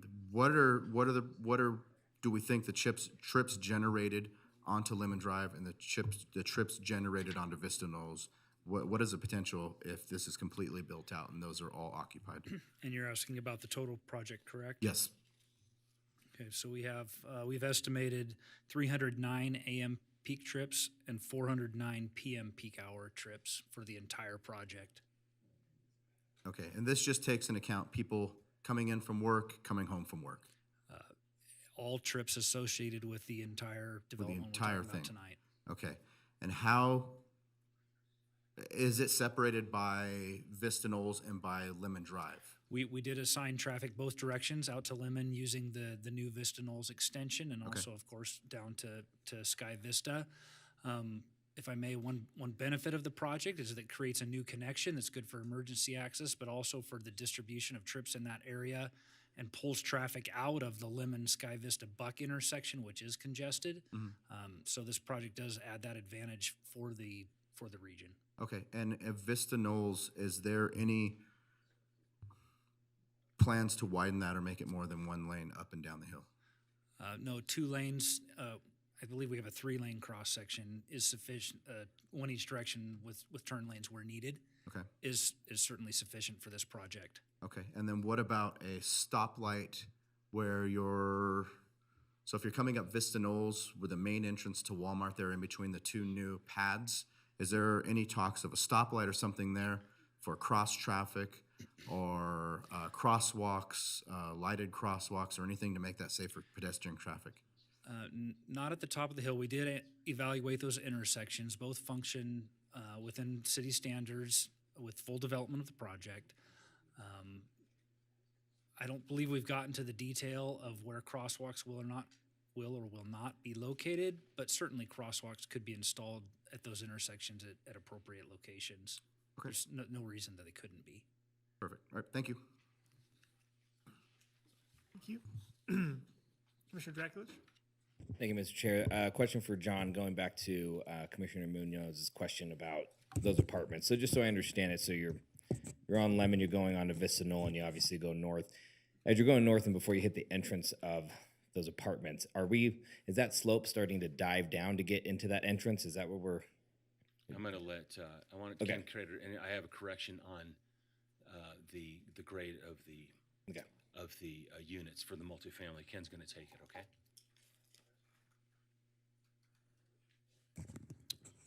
For the record, Ken Crater. So yes, Vista Knoll Parkway is a constant 6% grade once it gets past the intersection of Lemon, heading up the hill to the top of the hill and back down. But where the access point is on the apartments, we do have a slight drop in grade down there. But there is 22 feet of fall across the apartments, right? It's not flat. So again, the ability with the much smaller footprint of the apartment buildings to take up that 22 feet of grade versus the big box is significantly reducing the overall grading on the site. And we're actually able to balance the site, which means there's no in-haul or off-haul, which is also a negative point for the people that live in this area. But yeah, it's not necessarily a level site where the units themselves will have level foundations, but we are using that product type to step up that 22 feet of grade across the site. Does that answer your question? Yeah, well, no, not really. What I was kind of referring to is you're coming off of Lemon, and then that's Vista Knoll, and then you're heading north on this eastern side of the parcel. I'm just trying to understand the slope or that road's grading going down into the apartment complex coming from Lemon. Yeah, that's a very steep slope. In fact, there's 50 feet of elevation difference between the intersection of Lemon and Vista Knoll and that side of the apartment site. Okay, that's helpful. Okay.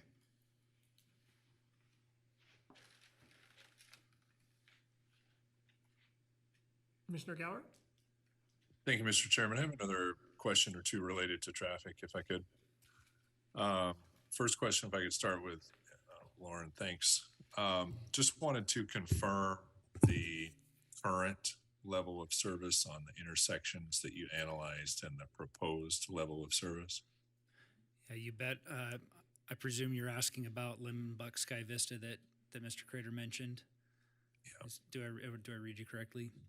Yep. So the in our baseline condition, which includes existing traffic volumes plus other known and approved projects in the area, that Lemon Sky Vista Buck intersection functions at level service E, Edward.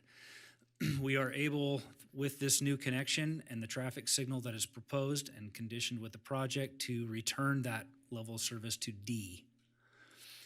That's in baseline and baseline plus project, right? In the 20-year horizon, those due to regional growth, that intersection will degrade to level service F, but the project does not exacerbate that condition because of the connection and traffic signal proposed, which alleviate traffic volumes from, again, Lemon, Buck, Sky Vista. So we're mitigating the project's impacts and maintaining the future year condition, and in fact, improving it just slightly in the baseline conditions. Great. Thank you for that. And I want to follow up with staff and just confirm how they analyze that information and can make the finding related to public services, Joey, with traffic. Yes, Commissioner Gower, thank you very much. Joey Winter, Associate Planner for the record. So we have the engineering manager, Mike Michelle, on here as well, and he can chime in, but I will just add that the finding is to mitigate the traffic impacts of this development. Obviously, we have a situation here where traffic's already bad, but the traffic from this project needs to be mitigated. This project doesn't have to solve the traffic issues that are existing to be able to make that finding, if that helps. And I see Mr. Michelle has his hand raised. It does. And before Mike goes, because I think I can save some time by just saying, Mike, where I'm going with this is I'm trying to figure out, so we've got a situation where the traffic is bad. It's going to be bad, potentially a little bit better in the near term, but then worse again in the longer term, as I understand it, as growth continues. The way you look at things from an engineering perspective and the way staff looks at these findings and the desire from the master plan to meet these level of service standards, it's almost like a school capacity question. It's like, do we have the capacity on our roadway system to accommodate this growth? Or a sewer system. Do we have the capacity in our sewer system to accommodate this growth? If we were talking about sewer, I think a lot more people would be kind of worked up knowing that, there's no room, right? So should we be approving this development? So that's where I'm coming at this question from Mike. Yeah, Mike Michelle, Engineering Manager for the record. I concur with the traffic study that was prepared, and I concur with the traffic engineer's recommendations. I would say that this project honestly makes traffic better at the intersection of Lemon Drive and Buck Drive, in that it provides an additional traffic signal. So I think it does nothing but make traffic actually better in the area, honestly. Great. Thank you, Mike. That's all I've got, Mr. Chairman. Thank you. Mr. Johnson? Thank you, Mr. Chair. Joey, I have a question for you.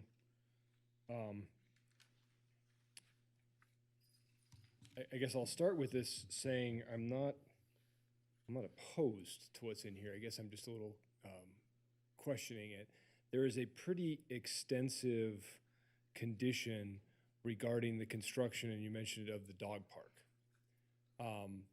However, we don't have any plans for any dog park. We just have a discussion that talks about there being some question raised about parks and recreation facilities based on the number of people that are here. And so I guess I'm maybe taking a step back and looking at this a little bit more regionally, but we're within like a good, I wouldn't say my golf drive, but we're pretty close to a pretty huge park with a lot of amenities there. So is there a reason why we're going above and beyond the trail connections to that? And then I guess the subsequent question to that is, if we are requiring additional facilities on site, it seems to be a very specific recommendation here, as opposed to providing the amount of amenities as acceptable to the Parks and Recreation Division. I'm trying to understand how we got to this very extensive requirement so close to a regional park. Thank you for the question, Commissioner Johnson. Joey Winter, Associate Planner for the record.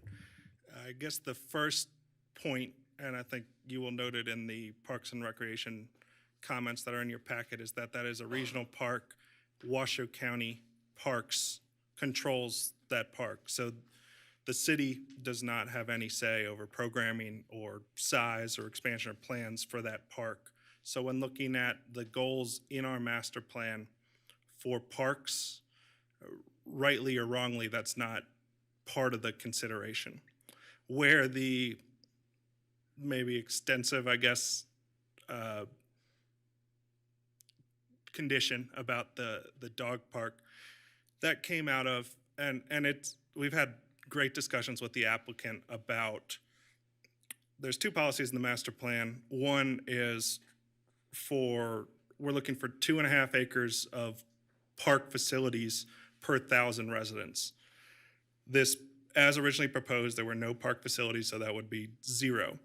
However, there is a master plan policy that aspires to 7 acres of open space for 1,000 residents. So again, this is about 1,500 residents if you do the math, and as the applicant said earlier, about 60 acres of open space. So you have that balance between open space. It well exceeds what the master plan aspires to. With parks, it was severely deficient. It was 0. The applicant looked at it, and it was the applicant's idea to include the dog park with the revised plans.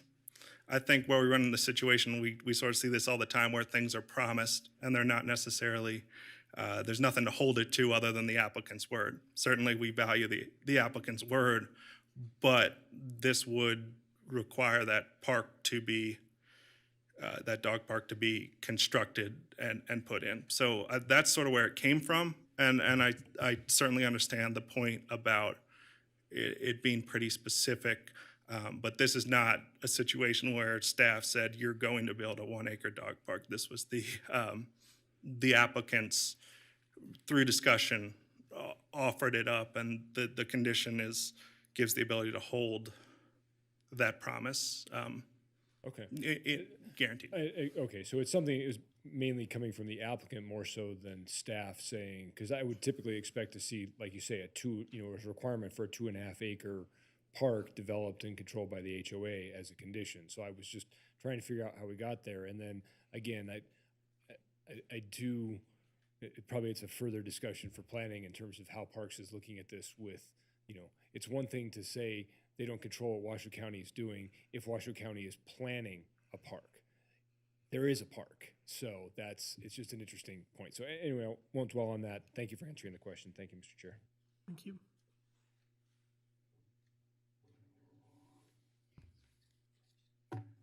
Any further questions, or we can move to discussion?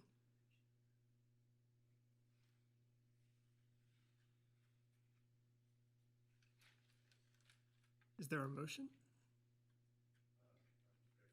Sorry. Please. Commissioner Mooney, for the record. Thank you, Mr. Chair. going through conditions and going through findings, I think where I'm getting hung up at, and there's some frustration here for me because this is two completely separate projects. This is two completely separate things that should have never been brought together, in my opinion.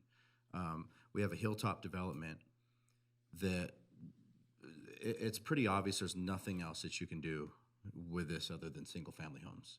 And I think anybody looking for a home in North Valleys would be lucky to score a view like this of the park, of the valley, of Peavine Mountain. Beautiful place for houses. I think the amount of residents going on that amount of land is a great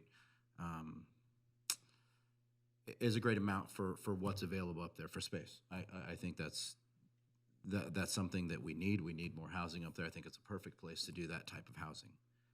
Then we go in to an already crowded roadway area, already crowded schools, already crowded shopping areas, already crowded commercial areas that there's not enough of. We've talked about in length that we don't need to get in that again. But now we're adding, in a very small area, another large amount of apartments right next to a set of large amount of apartments that just got completed, that's less than 100 yards from hundreds of houses that are being put in that are going to affect Lemon Drive.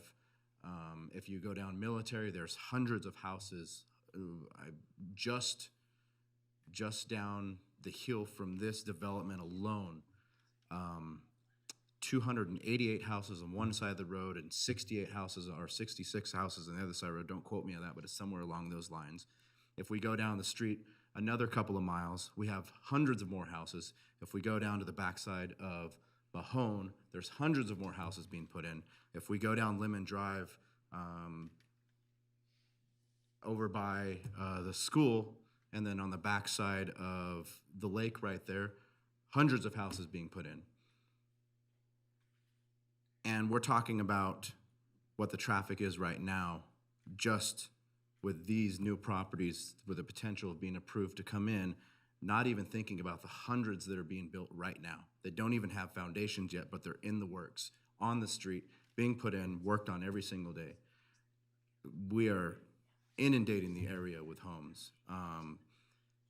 Anybody, and there's some frustration from here, and I've been talked to by people and said, hey, what's going on with the Planning Commission? What's going on with all the homes being up? What's going on with the traffic? What's going on with the freeway? And once again, we had 2 weeks in a row, or two meetings in a row, we had people here saying, hey, it's too much, it's too much, it's too much. And we get a huge project that's coming before us tonight, and the room is silent. And so the frustration on my part, I feel like I'm up here screaming alone saying, hey, slow down, let's do this correctly. Let's make sure that everything's catching up. Let's make sure our commercial's catching up. Let's make sure that everything is falling in line correctly. And for whatever reason, the North Valleys is silent in the meetings. They're not silent online. They're not silent on Facebook. They're not silent on Next Door Neighbor. They're not silent on any of these things, but they're silent in the meetings, and there's a huge frustration for me there. And so if this was broken into two different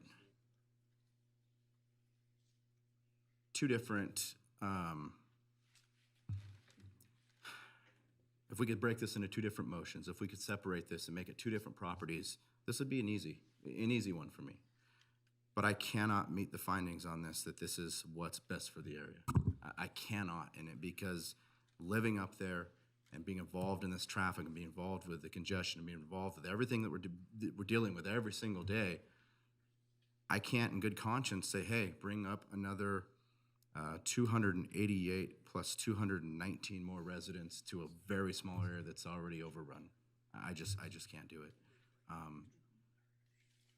And so there's a lot of frustration there for me. So I'm hoping you can shine some light on this for me, each of the commissioners, and help me maybe start leaning the other way, but as of now, I'm nowhere close to this. Thank you. Thank you, Commissioner Munoz. Commissioner Drexler, directly to you, Commissioner Munoz. I don't have a good answer. It's the hardest part of seeing any project up here, and I think about you all the time, and I think you're a great steward for North Valleys, and I do appreciate your comments. I don't have a good answer, and I know we've seen plenty in front of us. I'm only about 18 months here on this commission. I guess the only time really is my faith is that the city as a whole is understanding what's going on up there, and when it comes to traffic and water and everything else that's important and public safety, that it is paying attention to, and the city of Reno is taking that into account, despite maybe some more realistic experience that you're having.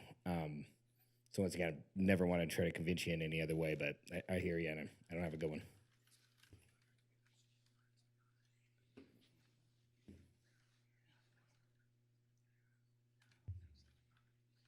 Mr. Chair, Commissioner Johnson, I'll weigh in. I guess, again, it's interesting to think about the evolution of what we've been looking at up there. I mean, 4 years ago, everything was stormwater and sewer up there.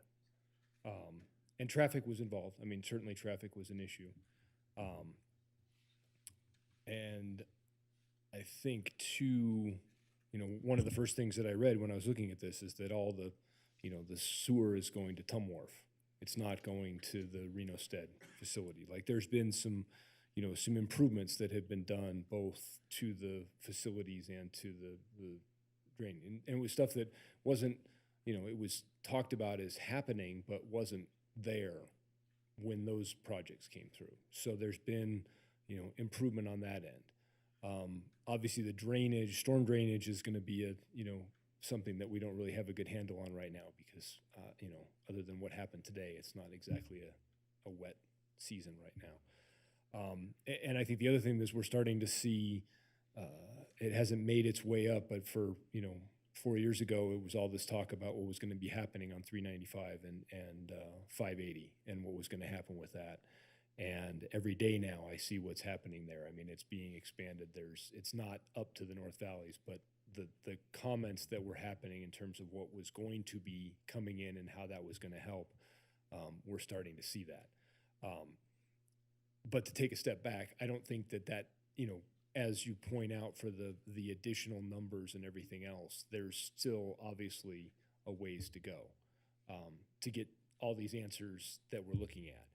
And the challenge, I think, and as we say up here, we see it every day. Like, are you, I think Commissioner Gower may remember he said this at one meeting probably 4 years ago. He probably doesn't remember it, but what's the straw? Eventually there's a straw. I mean, how many times do we look at these projects and say, oh, it's 50 houses or it's 150 houses or it's 400 houses? And to Mike Michelle's point, it's incrementally better, but is it getting better? What's the straw? And the challenge is, I don't know that you can ever say there is one. I think there's land up there. There's land that's entitled up there. There's still, issues with, the need for housing and everything else. And as you say, this is a desirable site for housing. And I think there is infrastructure in place for it. The challenge is that infrastructure is stressed, and we just have to look at, are we doing the right things to improve that? Is the connection of the roadway around and through this site to give an alternative access? Is that an improvement? I would say yes, it is. Is it a solution? No, it's not. But it's if we're adding on incrementally to the housing and the demand up there, are we also incrementally and hopefully above that starting to address those issues, be they utilities, be they traffic, whatever it would be. So bringing it back to this project, I like a lot of what this is. I think it's a good use for the site. I think the conditions are appropriate, and I think the development is appropriate. And when I look at the findings for it, and again, it's findings for this site, and you can, it mitigates traffic on, this site. There's, it's mitigating, it's a safe pedestrian environment for the area that it's talking about here. And I think this site meets all of that criteria. So to the broader question, I think, there's a lot of hopefully incremental steps. To this project in particular, I can make all of the findings that are there because of where we're at. So I know that was pretty long-winded. I appreciate the indulgence, and I'll turn it back to you, Mr. Chair. Thank you for your comments. Commissioner Munoz? Yeah, thank you, Mr. Chair. That actually brings me to a point that I forgot, and one of them, safety, pedestrian safety, and where Vista Knolls meets the first entrance to Walmart, with the extra traffic coming down in that area. There is a bus connector down on Sky Vista right there. I think there needs to be some kind of condition set forth. There needs to be some stoplight. There needs to be something put in place there for pedestrian safety. So that is an area that is a rough area to get out of, and adding all that traffic coming down the hill and going up the hill to get in and out of the developments there. That is going to be a potential spot for injury for bicyclists and pedestrians. So although I will not be making a motion on this to move this forward, if someone does, I just want to throw that out there. That's something that definitely needs to be addressed with the developers. Do you have a response to that or thoughts? I do. Lauren Chilson, Headway Transportation. Joey, thank you for pointing out condition number 14, which says, prior to the approval of any final map, the applicant shall demonstrate that plans have been approved for the pedestrian crossings on Vista Knoll Parkway to the approval of Development Services and Public Works, and we certainly agree with that condition. Thank So you. I believe it's addressed. Thank Does you. that address your concern, Commissioner Munoz? Thank you.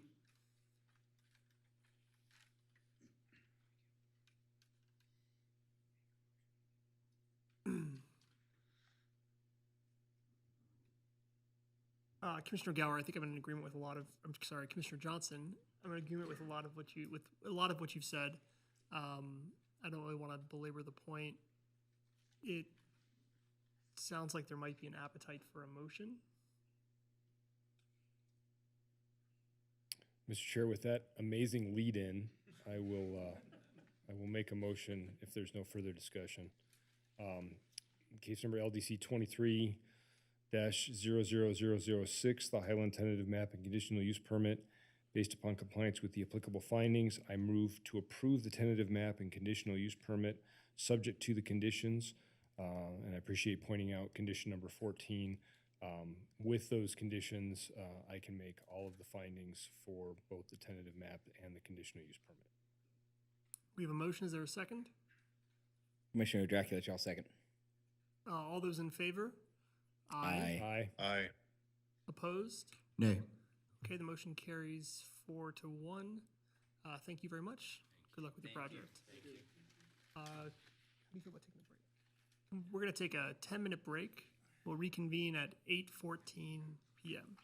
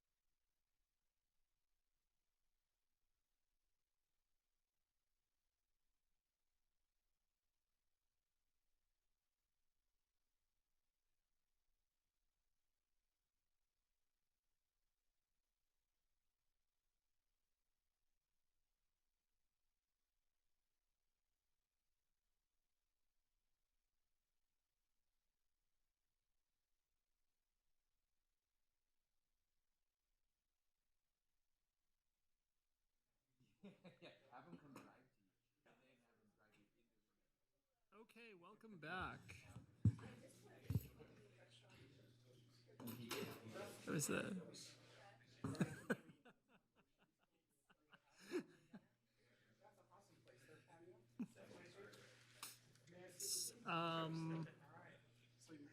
We'll now be moving on to agenda item 5.3, which is case number LDC 23-00014, Washoe County Cares Campus. Do we have a presentation tonight from the applicant, or Brooke, just a presentation from you? I'll jump up and start first. I think I can give a little overview of the project itself, and then the applicant can talk more to the procedures and how they run the facility. Perfect. Good evening. My name is Brooke Oswald. I'm Associate Planner with Development Services. The case before you tonight, LDC 23-00014, is the Washoe County Cares Campus. We have had other phases of this before this commission before, and we are now moving forward to do a third. They are looking at doing an expansion in phase 3 of this. So the project site it's 4 parcels. It's approximately 16.5 acres in size. What we are looking for a conditional use permit, that's for that expansion of a homeless facility or a homeless service provider. The 2 cases that we had before, LDC 21-0025, the Nevada Cares Campus, and then LDC 22-00033, the Washoe, it's the Washoe, it's the Safe Camp. So we're looking at the Safe Camp and the Washoe Care Camp. Yes. We have those 2 previous. The first one for the Cares Campus was when we put up the big spring bar tent. That was a shelter providing 700 beds. The other is the Care Campus with the modular unit, approximately 50 modular units, warming area, and some of that was before this group. What we'd like to do, so we have an SUP, a special use permit, a conditional use permit. We'd like to supersede those with 1 permit. They provided a phasing of that full 16 acres, and then they can work under 1 conditional use permit. That will give them the flexibility to kind of move forward as funding comes available and as they see fit to kind of move. So it's going to give them a little bit more flexibility. As we looked at this, our key concerns are really that safety and security, and then that compatibility. Coming a little bit closer to the site, this is Threckle Drive, Line Drive, access points to the thing. And then up above we have, this sits on the north side of I-80 there and 395. We have residential housing. We do have code that requires certain distances from residential. When we looked at the Washoe County Safe Camp, we really analyzed this to look, is this apply? As we have those 8 lanes of traffic, we have this, and it was administrative determination that even though that portion of that is that 700, it really doesn't impact or have that impact on that residential. Moving forward, as we look at our master plan zoning, we have our urban mixed use. Reimagine Reno has several supporting policies as we move forward with this. A lot of this is, we're seeing a partnership between Sparks, City of Reno, Washoe County to help make this and go forward. The transit-oriented development. We have bus rapid transit along 4th there. This is a perfect opportunity to locate that in close proximity to that, provide that transportation. And then I think one of the big ones is encouraging that health wellness through access, education, and prevention. And as you see in these additional phases, we start to see additional resources and housing options and some other things coming in. As we look at our zoning code, it's mixed use urban. One thing within our code is that homeless facilities are exempt from those conforming design standards of that. So they can come in and that relieves them of some of those pressures of the architecture and other design components. Quickly go over the shelters. That first shelter, phase 1, we see that in the upper right-hand corner. Safe Camp sits directly to the left of that or to the west of that.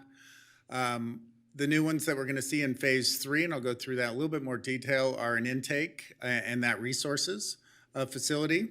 And then future 4 and 5 phasing, we're going to see bridge housing, additional recreation facilities within there, and then additional support housing. We do have controlled access points as we look at this. So just really quick, you can see where the shelter and safe camp are, just so we can kind of locate. We have 4th Street down on the bottom.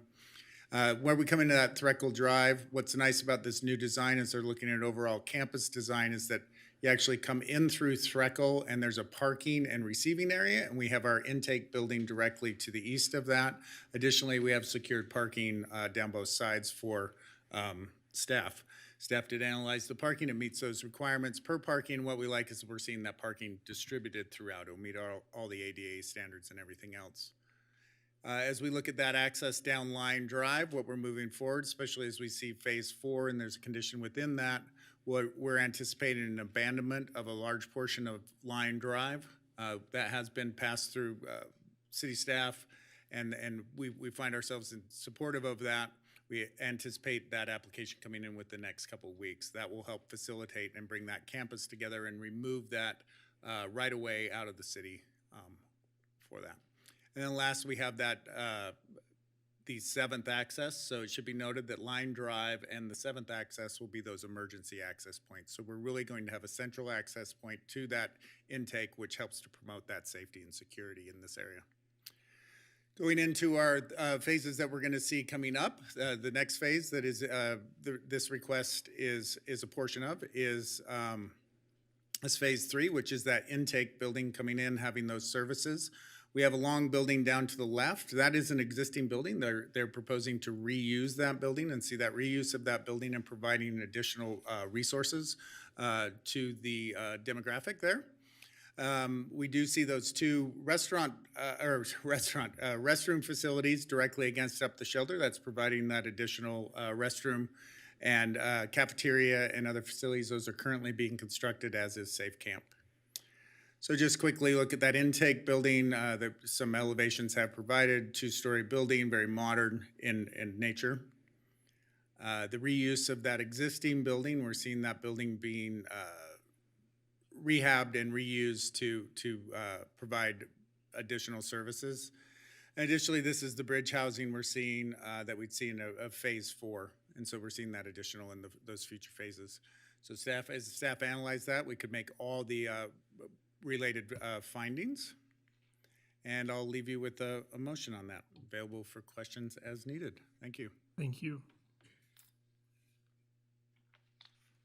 Back to, is there a presentation or statement from the applicant? Yes, presentation. Oh, perfect. Thank you.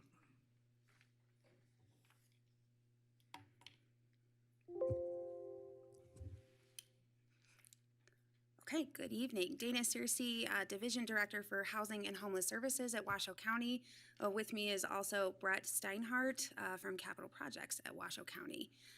So we thought we'd share a different look at the campus. Obviously, a lot of stuff is going on. As you are very familiar, Homeless Services has been transferring over to the county the last year.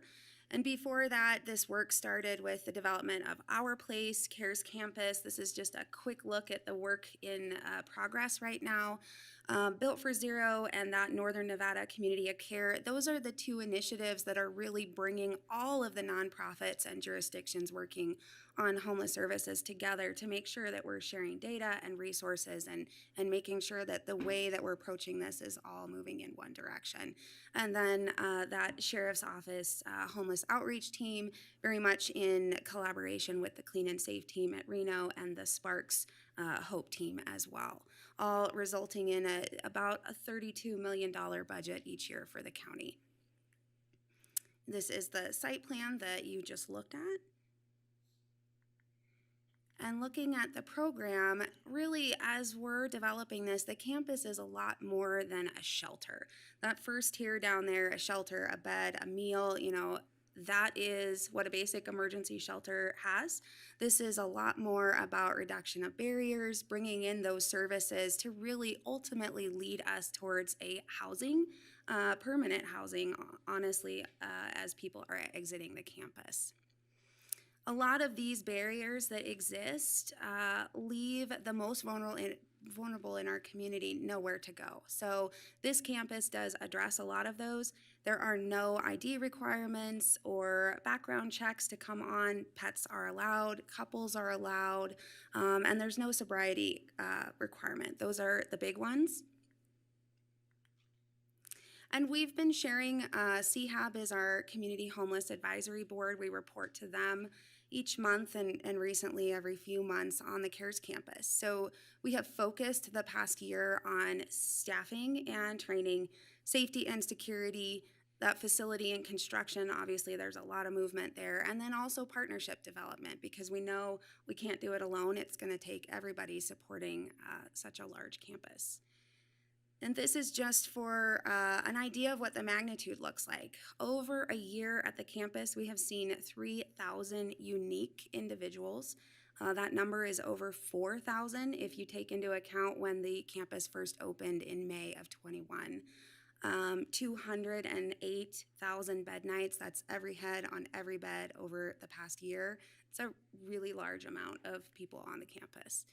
This is a look at what the ages look like.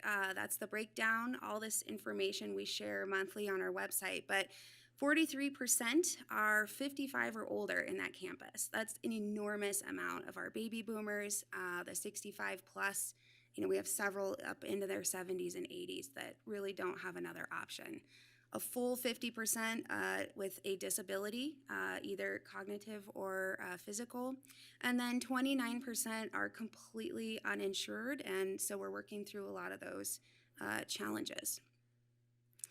We're looking at 3 big catalysts that are helping the progress that we're seeing across that campus. One is staffing.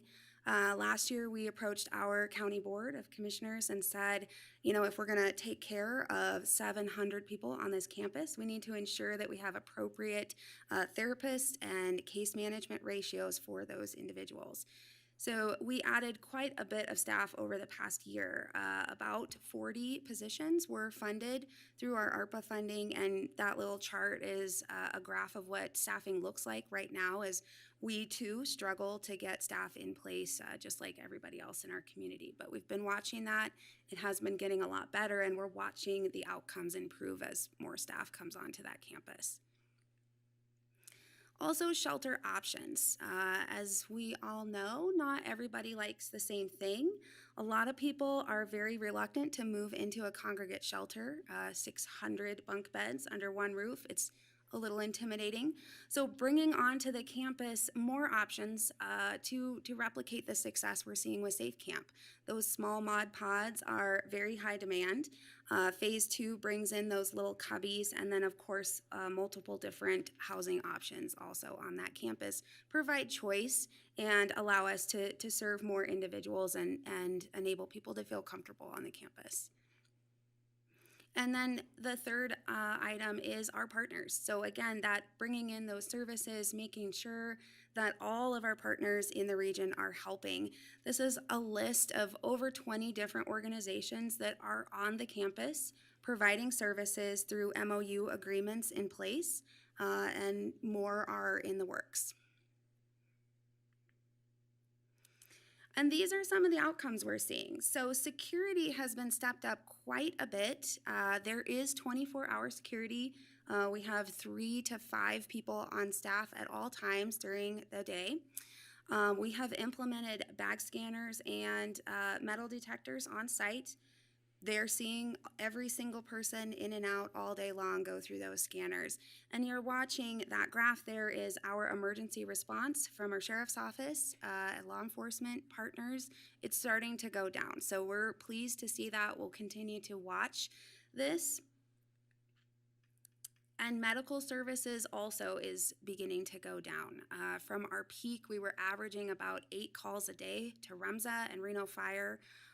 We are now seeing below 3 with the latest data from this month, so that's really good news. We've done that through an on-site medical provider. A MedTrust is on-site 7 days a week. We also have a call line through REMSA, which is working pretty well. This is very much a triage option. If we have an emergency, we can get a nurse on the phone quickly to help determine, is there another option, or is this really warranting a call to our emergency services?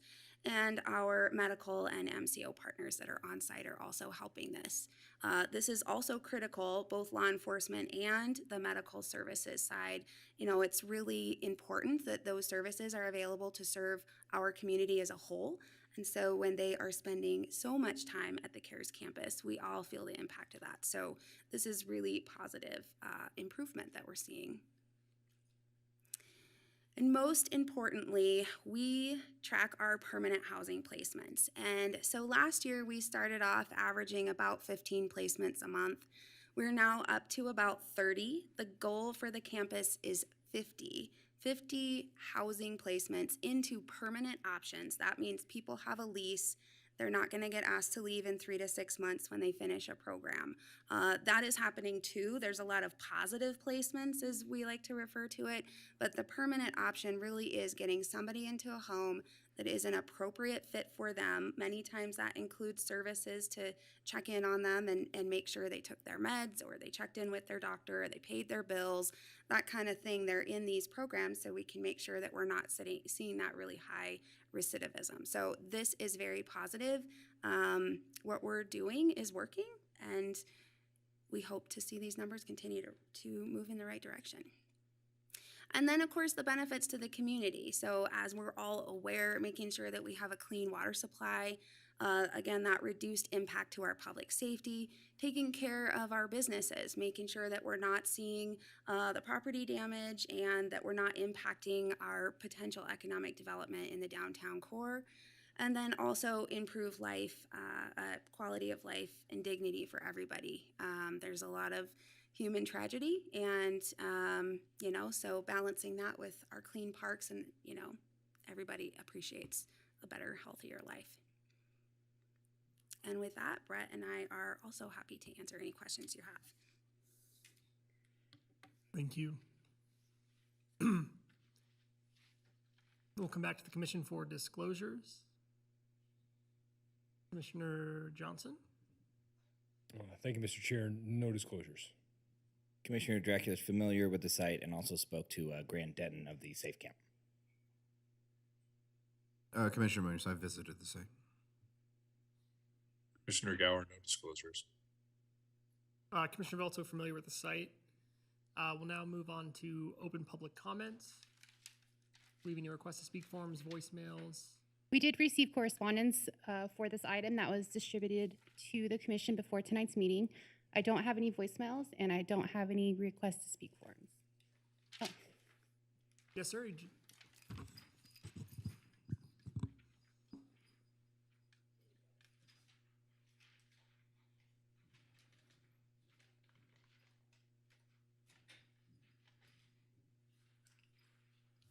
Thank you. Thank you. Would you like to speak? For the record, I'm Andon Major Danzy from Karma Box Street Squad, the project that started on the river and became part of one of these programs that has really worked. The Safe Camp, I am the first applicant, successful applicant. Now I'm in low-income housing. Thanks to the CARES campus, I was able to get my ID from the Nevada DMV. Sounds easy, right? But after years and years of not having an ID, you finally get an ID, you lose an ID. The CARES campus has really made an impact where if you have a locker and a bed, that's something. But if you're the real chronically homeless out there, Safe Camp has been able to provide. Some people drop out of the participation program, and it's like beyond help.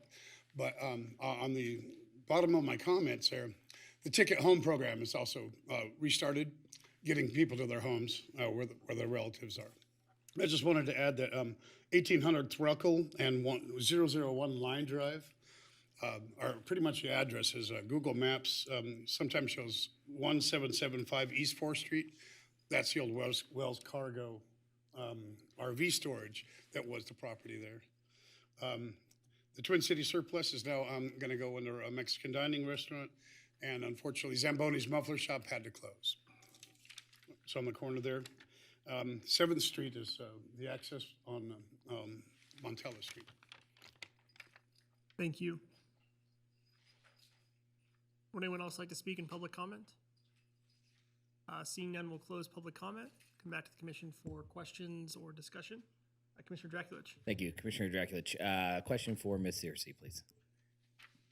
Thank you for coming tonight, too. I know you do amazing work. We really appreciate you. Just two questions. You kind of implied in there that supportive housing, none of that is going to be permanent, correct? Is that considered transitional? It actually is going to be permanent. Oh. Yes. Yes. Best practice and HUD have transferred everything over to permanent housing. That's really what is the focus. The buildings on the campus really are intended to be able to evolve as our community evolves. So right now we have a need for a lot of emergency shelter beds, and as we start to move those individuals into supportive housing, those will remain on the campus. They will be transitional in the beginning, and then they will transition over to permanent as we can support that.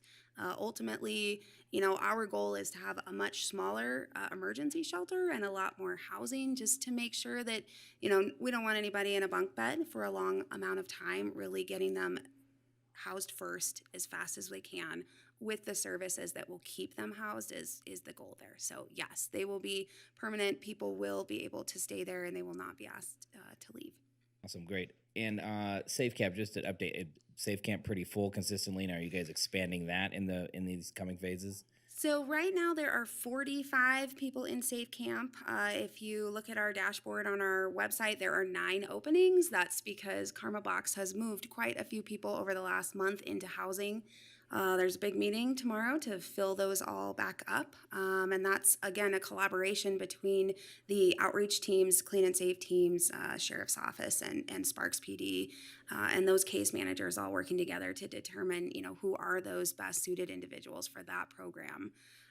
So yes, it is in high demand and usually always full, every single one. When we move them into the Safe Camp area in the Governor's Bowl, there will be 50 units.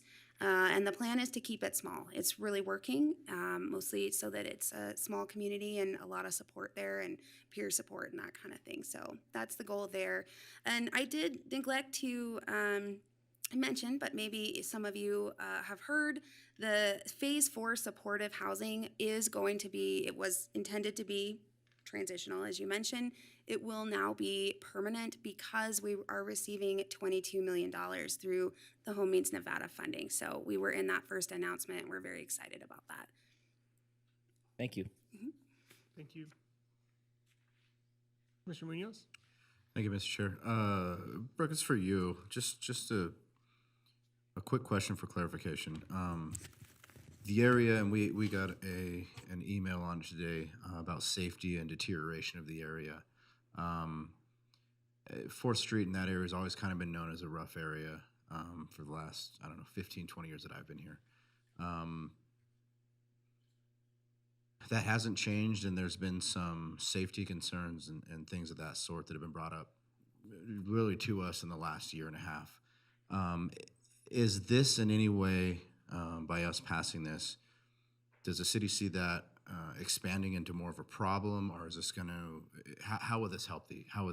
What is the desired outcome for the city? Yeah, I think we're seeing several things going on here. I think as we see a lot of that vacant land being used and developed and providing those services and those additional things, and really seeing that campus come into shape and that those services being provided, as was demonstrated by the applicants, we're seeing a decrease, right? And they've really gone in to see a decrease. And I think that will continue to move in that way as we see that area develop and that area develop as a campus and an area for facilities. So we have the Hopes is coming in on 4th Street there too to provide additional services, and we're seeing some other things happen. So we're seeing a real synergy happening across that area. Okay, good. Thank you. That's good to hear. Commissioner Johnson? Thank you, Mr. Chair. So Brooke, I'll start with you on this one. So I understand, obviously, this is superseding what we've had previously, which were obviously parts of this. So now we're looking at the whole, which is great. I appreciate that. I guess just taking a step back, so in what we're being asked to approve tonight, just so I'm understanding it, that is the permit to allow this to happen based on the master plan that we're looking at here. So anything, whether it's the phase 3 intake and resource, the phase 4, the permanent housing, anything like that, it all is covered by this. So there's no future entitlements. It would just be building permit and review at the city for building applications. Is that correct? That's correct. We'd be at a building, and I think the reason we're really looking at that, initially it was very reactionary, right? We need to build a shelter. We have the money. We need to have a special use permit, right? Safe Camp came. What we'd like to do is, now that we have that 16 acres, there's a larger plan. We know the phasing. We know what's happening. We really want to give them the ability to move forward as they need and as funding comes, and give them the flexibility, because we're all kind of learning in this process, right? Of what's needed as even you heard tonight, transitional housing to a permanent housing, and that comes with that funding. So the goal of this is to put a blanket conditional use permit over those 16 with the general idea of that phasing that's been proposed tonight that will allow them to move forward as this campus develops. Okay. And I can appreciate that, because I think that's where I'm going. But having said that, I do have, I guess, maybe some questions as a follow-up for that. Especially, I mean, I love the idea of there becoming permanent housing there, but to me, there's a slightly different way that I would look at essentially adding housing into this area that's permanent, I guess, in the broader context of things. So you may have touched on this, but I just want to verify, are we looking at an overall zoning in this area that all of this is allowed by right, and that the only reason in some of this that we're seeing was because of that residential adjacency across the freeway? No, so I think what we're really looking at is that we require that conditional use permit, right? We've required that. They've expanded, instead of kind of expanding that initial, we've allowed another conditional use permit. Now we're trying to get one, just lack of a better term, a blanket on those parcels themselves. We have a general idea where they're going, where that phasing is going. We have a comfort level that this is the appropriate way to approach this. We have those other conditions within, or not conditions, excuse me, our code has another of other allowances for homeless service providers of how they have to meet certain code requirements and different things like that. And then we have that exemption from the MU. So with that exemption from the MU, we're not worried about that architecture. We're really worried on providing the services with that.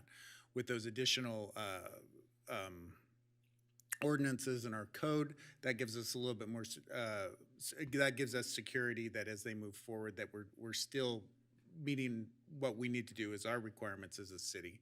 So I'm hoping that answers your question. It does, and I think that's, so maybe if I can maybe sum up where I was going with this. So I'm looking at a plan here. I don't have any information on, what's happening for the intake and resource building. So I don't know what, kind of parking requirements or anything there would be for that, just for the, the services are there. I'm looking at least one support housing and then a bunch of other support housing that I don't know how many units that is. I don't know what kind of requirements that would again be for utilities or parking or the general things that we would typically look at for a conditional use permit. So, and again, I'm just, and you mentioned it, so this is where I was going with it. Are there enough things currently in the code based on the providers that we're looking at here and maybe the square footage that's available that allows the city or that staff believes the mechanisms are in place to be able to review that and make the revisions, whether it's increased parking, whether it's pedestrian things that we've been talking about, stoplights, anything that starts to come in, that as this development progresses, that would be looked at as a part of just the permitting process and not something that would require a higher level, whether it's this body or another administrative body to look at. I just want to make sure, because we're being at, we just had a tentative map that was very specific in terms of what we were doing, and now we're doing something that has a pretty wide regional impact with even less information than we had on that. So it seems like we're relying pretty heavily on code And I just want to make sure that staff is really evaluated and feels like all of that is going to be addressed based on what we've got in front of us. Yeah, staff feels comfortable moving forward as that is, and this is a unique housing, right? This isn't a normal, we're not going to see the automobile ownership that maybe we would in another traditional multifamily, right? And so that's why we're really looking at that flexibility.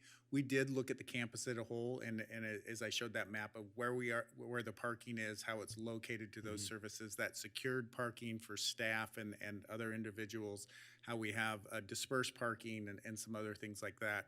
And staff's analysis was that it fit what was appropriate for the service and the use, right, of being provided. Where we anticipate seeing lower car ownership. We anticipate seeing those things. But in the same right, we're going to see a higher secure bicycle area, right? So there's kind of those trade-offs, and I think staff will continue to look at that. And we want to give enough flexibility that they can provide the amenities to their tenants that they need, and not make them have to provide something they're not going to need in the future.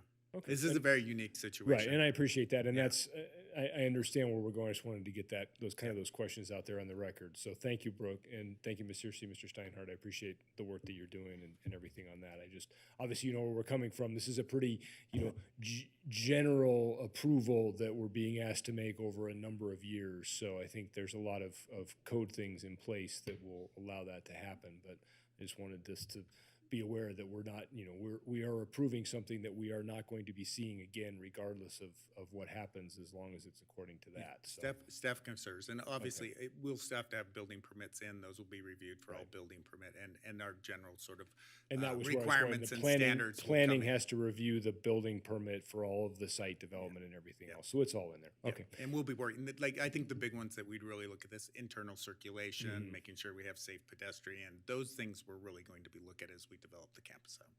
Great. Thank you, Brooke. Thank you, Mr. Chair. Thank you.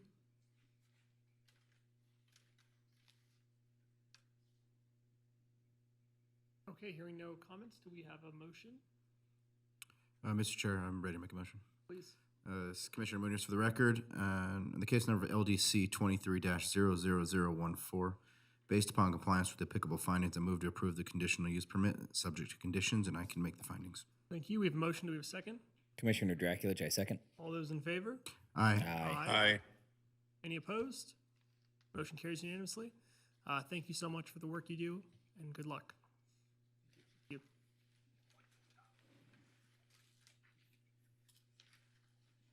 Thank you. Thanks so much. Okay, we'll now move to agenda item 5.4. Case number LDC 23-00001, Panther Valley Flex Park Master Plan and Zoning Map Amendment. Do we have a presentation? I'll keep it short. It's late. Good evening. I'm Carrie Rohrmeyer for the record. I'm here on behalf of Sierra Development, and we are here with a just over 4-acre parcel fronting Panther Drive. So I want to draw your attention to the left. This parcel sort of triangular shaped. It's up against US Highway 395. It's fronting Panther Drive, so largely surrounded by transportation. And then just to the south is actually rail. And on Panther Drive, you have quite a bit of power lines. Now, one thing, any development here will put those power lines underground. This is the context. Originally, going way back, this parcel was industrial. And it fits with that because across the street you have a fence company with outdoor storage, you have the freeway overpass, you have high transmission lines, which are kind of noisy right next to the freeway, and then you have the Reno Port Industrial Center. To the north we have 2 homes, so we would have residential adjacency mitigation in any project that would come forward.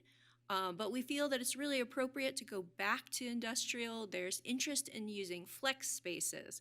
These are smaller spaces. This is something that isn't being served right now in the North Valleys. Of course, there are lots of large warehouses. This is not that. This is meant for the sports facility, indoor ball game, maybe a sports and fitness, maybe a small restaurant like a to-go type thing, or it could be the general contractor who needs a space, who's more of a local small business.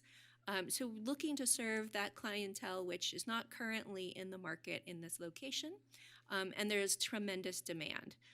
Under the current zoning, there could be multifamily residential, which was approved. The IC code would actually lower the number of stories. It would make the buildings have larger setbacks, and we think that's appropriate given residential adjacency. So we actually think this is a much better project than what could be allowed, than what could be allowed in the current zoning. So the clients are local business owners. They're thoughtful about their architecture. I know you can't consider that right now, but low water use landscaping, everything will occur indoors. This is not an outdoor storage project, not a 24-hour use type thing. Some improvements with curbs, sidewalk, and gutter on Panther Drive, helping create a little jobs housing balance in this area, which is quite different from the projects we heard up on Lemon Drive, and a real commitment to be good neighbors. So right now we have suburban mixed use. It would go back to its former industrial, which is consistent with across from Panther Drive, and go from general commercial to industrial commercial, so a light industrial request. In terms of trip gen, this is a reduction in the number of trips than allowed for in commercial, with potentially multifamily use. There are only 2 houses to the north. We've met with one of the neighbors who's here tonight and just kind of walked them through the project, but also we're here with questions. But I'll turn it over to Grace to give you the full rundown. Thanks. Thank you. Grace, we have a presentation. Yes. All right, good evening, Commissioners. Grace McAdin, Associate Planner for the record, here to discuss the Panther Valley Flex Park Master Plan and zoning map amendments. So the subject site is 4.41 acres in size, and it's located in Panther Valley, just north of the corner of Panther Drive and 395. Here is a closer look at the site, where you can see a little better the surroundings with industrial on the east and west, residential to the north, and the railroad to the south. And then access is provided through Panther Drive. So this is a unique area. You can see here the subject site circled on the lower portion of your screen. And then that white dashed line is the railroad tracks. So the neighborhood is kind of surrounded by railroad tracks with the residential zoning on the outside, or primarily on the outside of these tracks, and then primarily industrial and mixed employment on the interior of these tracks. And so you can see that this area is primarily industrial with that northwest corner residential in nature. And so I just wanted to provide this image as to give you guys some context of the area. So the applicant is requesting a zoning map amendment from general commercial to industrial commercial. The industrial commercial zoning is intended for light industrial, warehouses, flex space, light manufacturing. And so although it's adjacent to that residential on the north, as we discussed, this subject parcel is really characterized by the railroad and the power lines and the freeway to the west of this site. Additionally, any development that came forward would be required another discretionary review through which site-specific standards could be applied. So they're also requesting a master plan amendment from suburban mixed use to industrial. So the industrial commercial zoning is not compatible with the suburban mixed use master plan, and this is why this amendment is required. The industrial master plan is intended to support those industrial commercial uses such as manufacturing, warehouse, and flex spaces. So staff felt that this was probably the best fit for that industrial commercial base zone. So here's a Google Street View. It just gives you a kind of a general or a better idea of the site if you haven't been out there and visited it. You can see the power lines on each side of that site.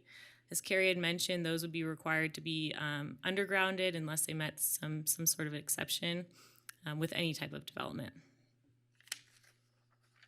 So here's a comparison of the development standards and uses allowed in the existing general commercial and then the proposed industrial commercial.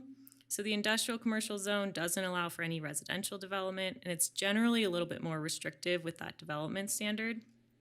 And then any future development, like I said, will trigger that discretionary review, and we can account for that residential adjacency and apply some appropriate buffering and mitigation.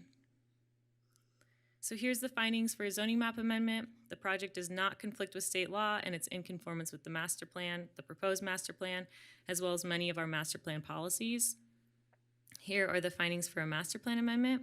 The project is compatible with the industrial nature of the area, and it's in substantial conformance with these master plan policies. Staff believes all the findings can be made and recommends approval of the master plan and zoning map amendments. The recommended motion is on your screen, and I am available for questions.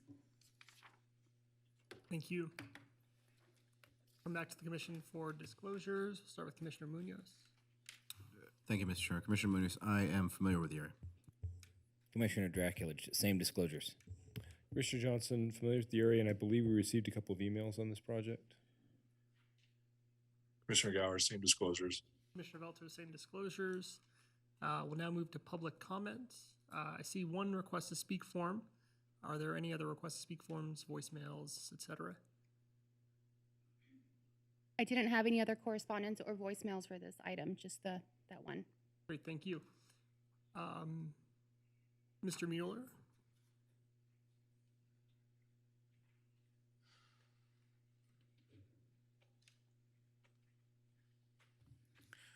I'm Jim Mueller. I live at 240 Western, which is one of the 4 homes just to the north of that lot.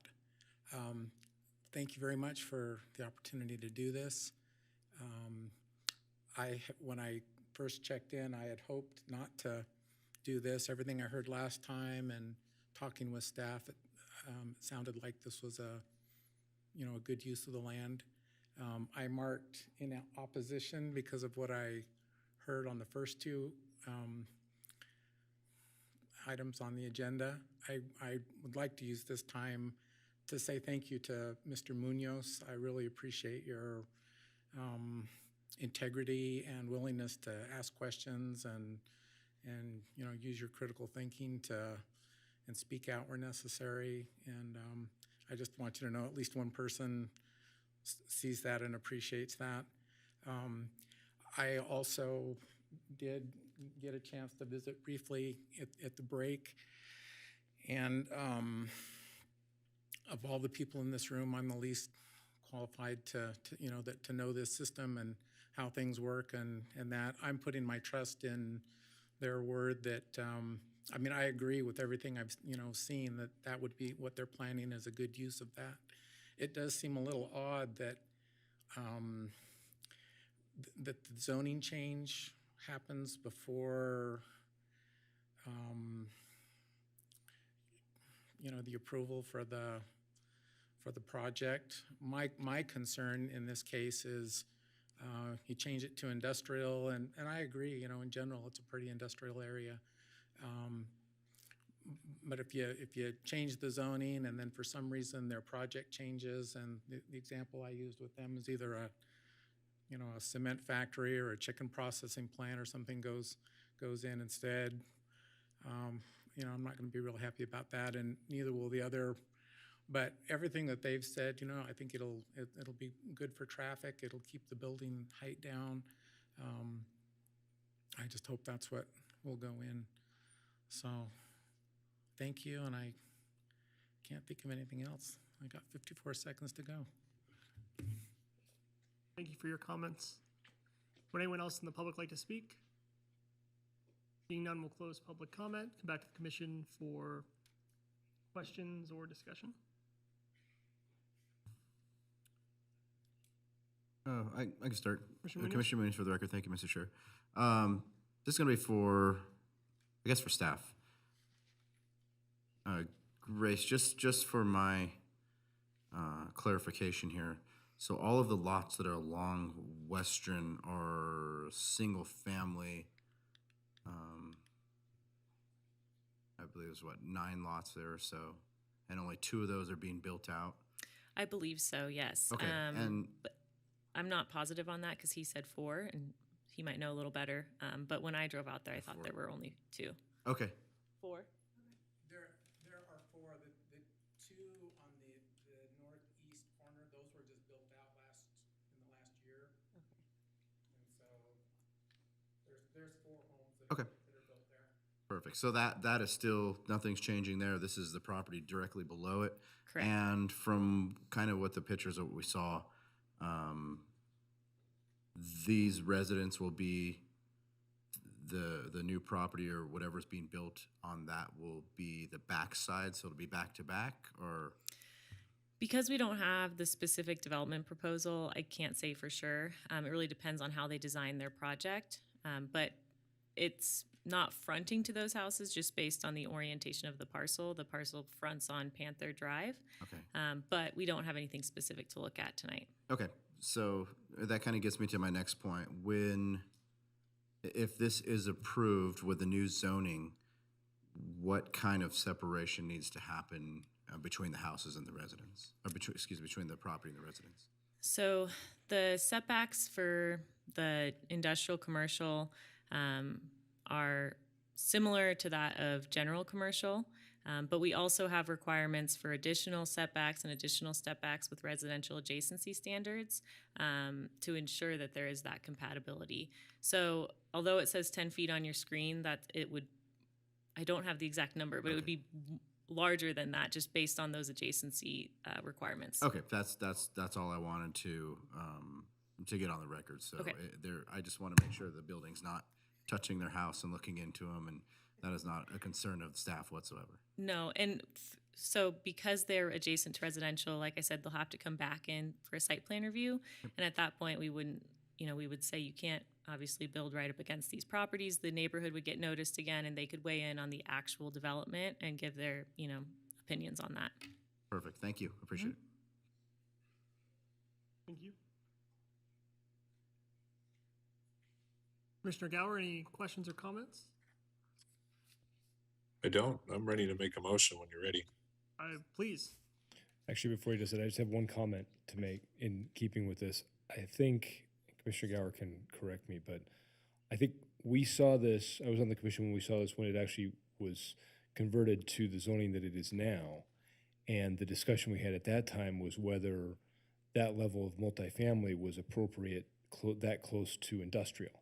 So now we're looking at whether we're going back and asking whether the industrial is appropriate to the adjacent single family. So it is a very interesting situation, and I appreciated Grace's comments about no matter what goes in there, there's going to have to be a site plan review where we can look at that separation between those houses and whatever this is. So I think based on that, the findings for me are easy to be made from a zoning change, just thinking about the history of it and the fact that it actually was this originally. So thank you. And with that, I'll turn it back to Commissioner Gower. Actually, sorry, Mr. Chair, can I get on the record real quick in discussion? Just real fast, sorry, Commissioner Gower. That's all right. I've been kind of screaming the sky is falling up here all night, and I just want to make it very clear for the record, I am not against growth, and something like this, it's a perfect infill that's going to benefit the community. I want to commend you for bringing something forward like this and continue to bring these things forward. We need them in the North Valleys. We appreciate them, and the thoughtfulness and the working with the neighbors there is exactly how this process should go. So I do appreciate what you guys doing, and thank you, staff, for the job that you guys have done. That's all I have. Commissioner Guy, back to you. Thank you. In case number LDC 23-00001, Panther Valley Flex Park Master Plan and Zoning Map Amendments based upon compliance with the applicable findings, I move to adopt the Master Plan Amendment by resolution and recommend that City Council approve the Master Plan and Zoning Map Amendments subject to conformance review by the Truckee Meadows Regional Planning Commission. Thank you. Do we have a second? Commissioner Johnson, I'll second. We have a second. All those in favor? Aye. Aye. Any opposed? Motion carries unanimously. Thank you so much. Thank you. Good luck.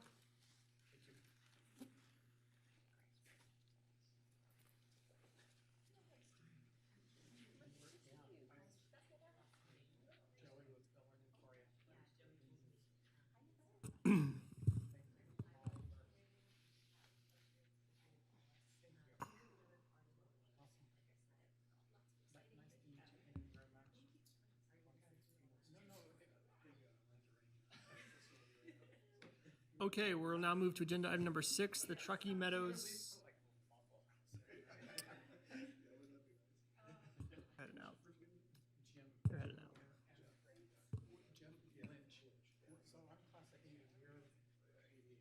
I'm gonna go swoop in. Sue was what, 88? Or no, she was 80 as well, right? Got some goodies.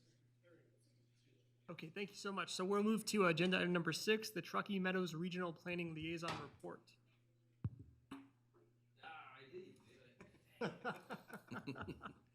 All right, I took notes for this very reason. Let's see if I can read my. Item I, unanimous carry of DP2 master plan amendment from unincorporated transition to single family. If you guys remember, I think that came across our faces. It was Claim Jumper Way and Tellerman. Item B, county master plan amendment for Palomino Farms down to lower density. And then item C is a tough one for me really to explain. If you want to jump in, you can, but in understanding of a project of regional significance, recommendations for each section of the existing resolution describing the PRS guidelines. And basically we asked them to clean up some verbiage that'll come back to the RPC. So just to hit those acronyms, if you're not familiar with it. Oops. A PRS is a project of regional significance. So there's certain thresholds that kick in a project of regional significance that even though it's not a master plan or a zone change or anything like that, it still would be required to go before regional. And there was a lot of discussion brought up by the new high school because there's not a requirement for schools typically to do that as long as the schools are included in the Washoe County School District's overall plan because that is reviewed by regional. However, there was discussion about how that may not be applicable if you've got a high school site with 2,000 some odd students and or a charter school where it's not part of the master plan but could have a significant impact. And they brought up the fact that the Doral Academy is across the street from Galena and the traffic issues with that. So that was the presentation. There's going to be some additional discussion and review of that, and then it will be brought back before. But that said, Commissioner Dracula did a spectacular job with that, and I look forward to never have to doing another one again. What he said at the end. Exactly. Great. Staff announcements, number 7. Good evening, Commissioners. Jason Garcia LeBoux, Planning Manager for the record. Just to let the Commission know, our next meeting is November 17th. It is on a Thursday, so that's a deviation from our normal Wednesday. With that, it looks like the City Council will have an agenda item for the appointment of the vacant spot for the Planning Commission on November 9th. So we're looking forward to whoever our new commissioner is. My understanding is we've received 8 applications. So next agenda, that looks like we're gonna have 4 items. So one may be controversial. And just as a follow-up, Title 18 amendments were approved at the October 26th City Council, as well as the DP2 second reading. So that's all for staff announcements. Let me know if you have any questions. Thank you. Commissioner suggestion, ideas for future agenda items. Number 8. Commissioner Johnson, I just want to follow up on the comment that we had this evening talking about the Parks and Rec and the proximity to maybe parks that aren't in the city of Reno, whether they're Washoe County or Sparks. And I don't know if it's necessarily a discussion, maybe it's just direction for staff to dig into that a little bit more with Parks and Rec and see if we can get some clarification as to when that may be appropriate. Will do. Thank you. Thank you. Jason, quick clarification. The November 17th will be 6 p.m. meeting? Yes. Okay, thank you. We'll open public comments. Any requests to speak forums? None for this item, no. No one is here, so we'll close. Can I make public comment? I'll throw something out here. I do want to make public comment, and this is just it's a frustration as a member of the public and a planning commissioner that I would like to say that there was a conflict this evening. There was a placemaking study that the city has done for Virginia Street that has had a whole plan for public engagement. That was part of the whole thing.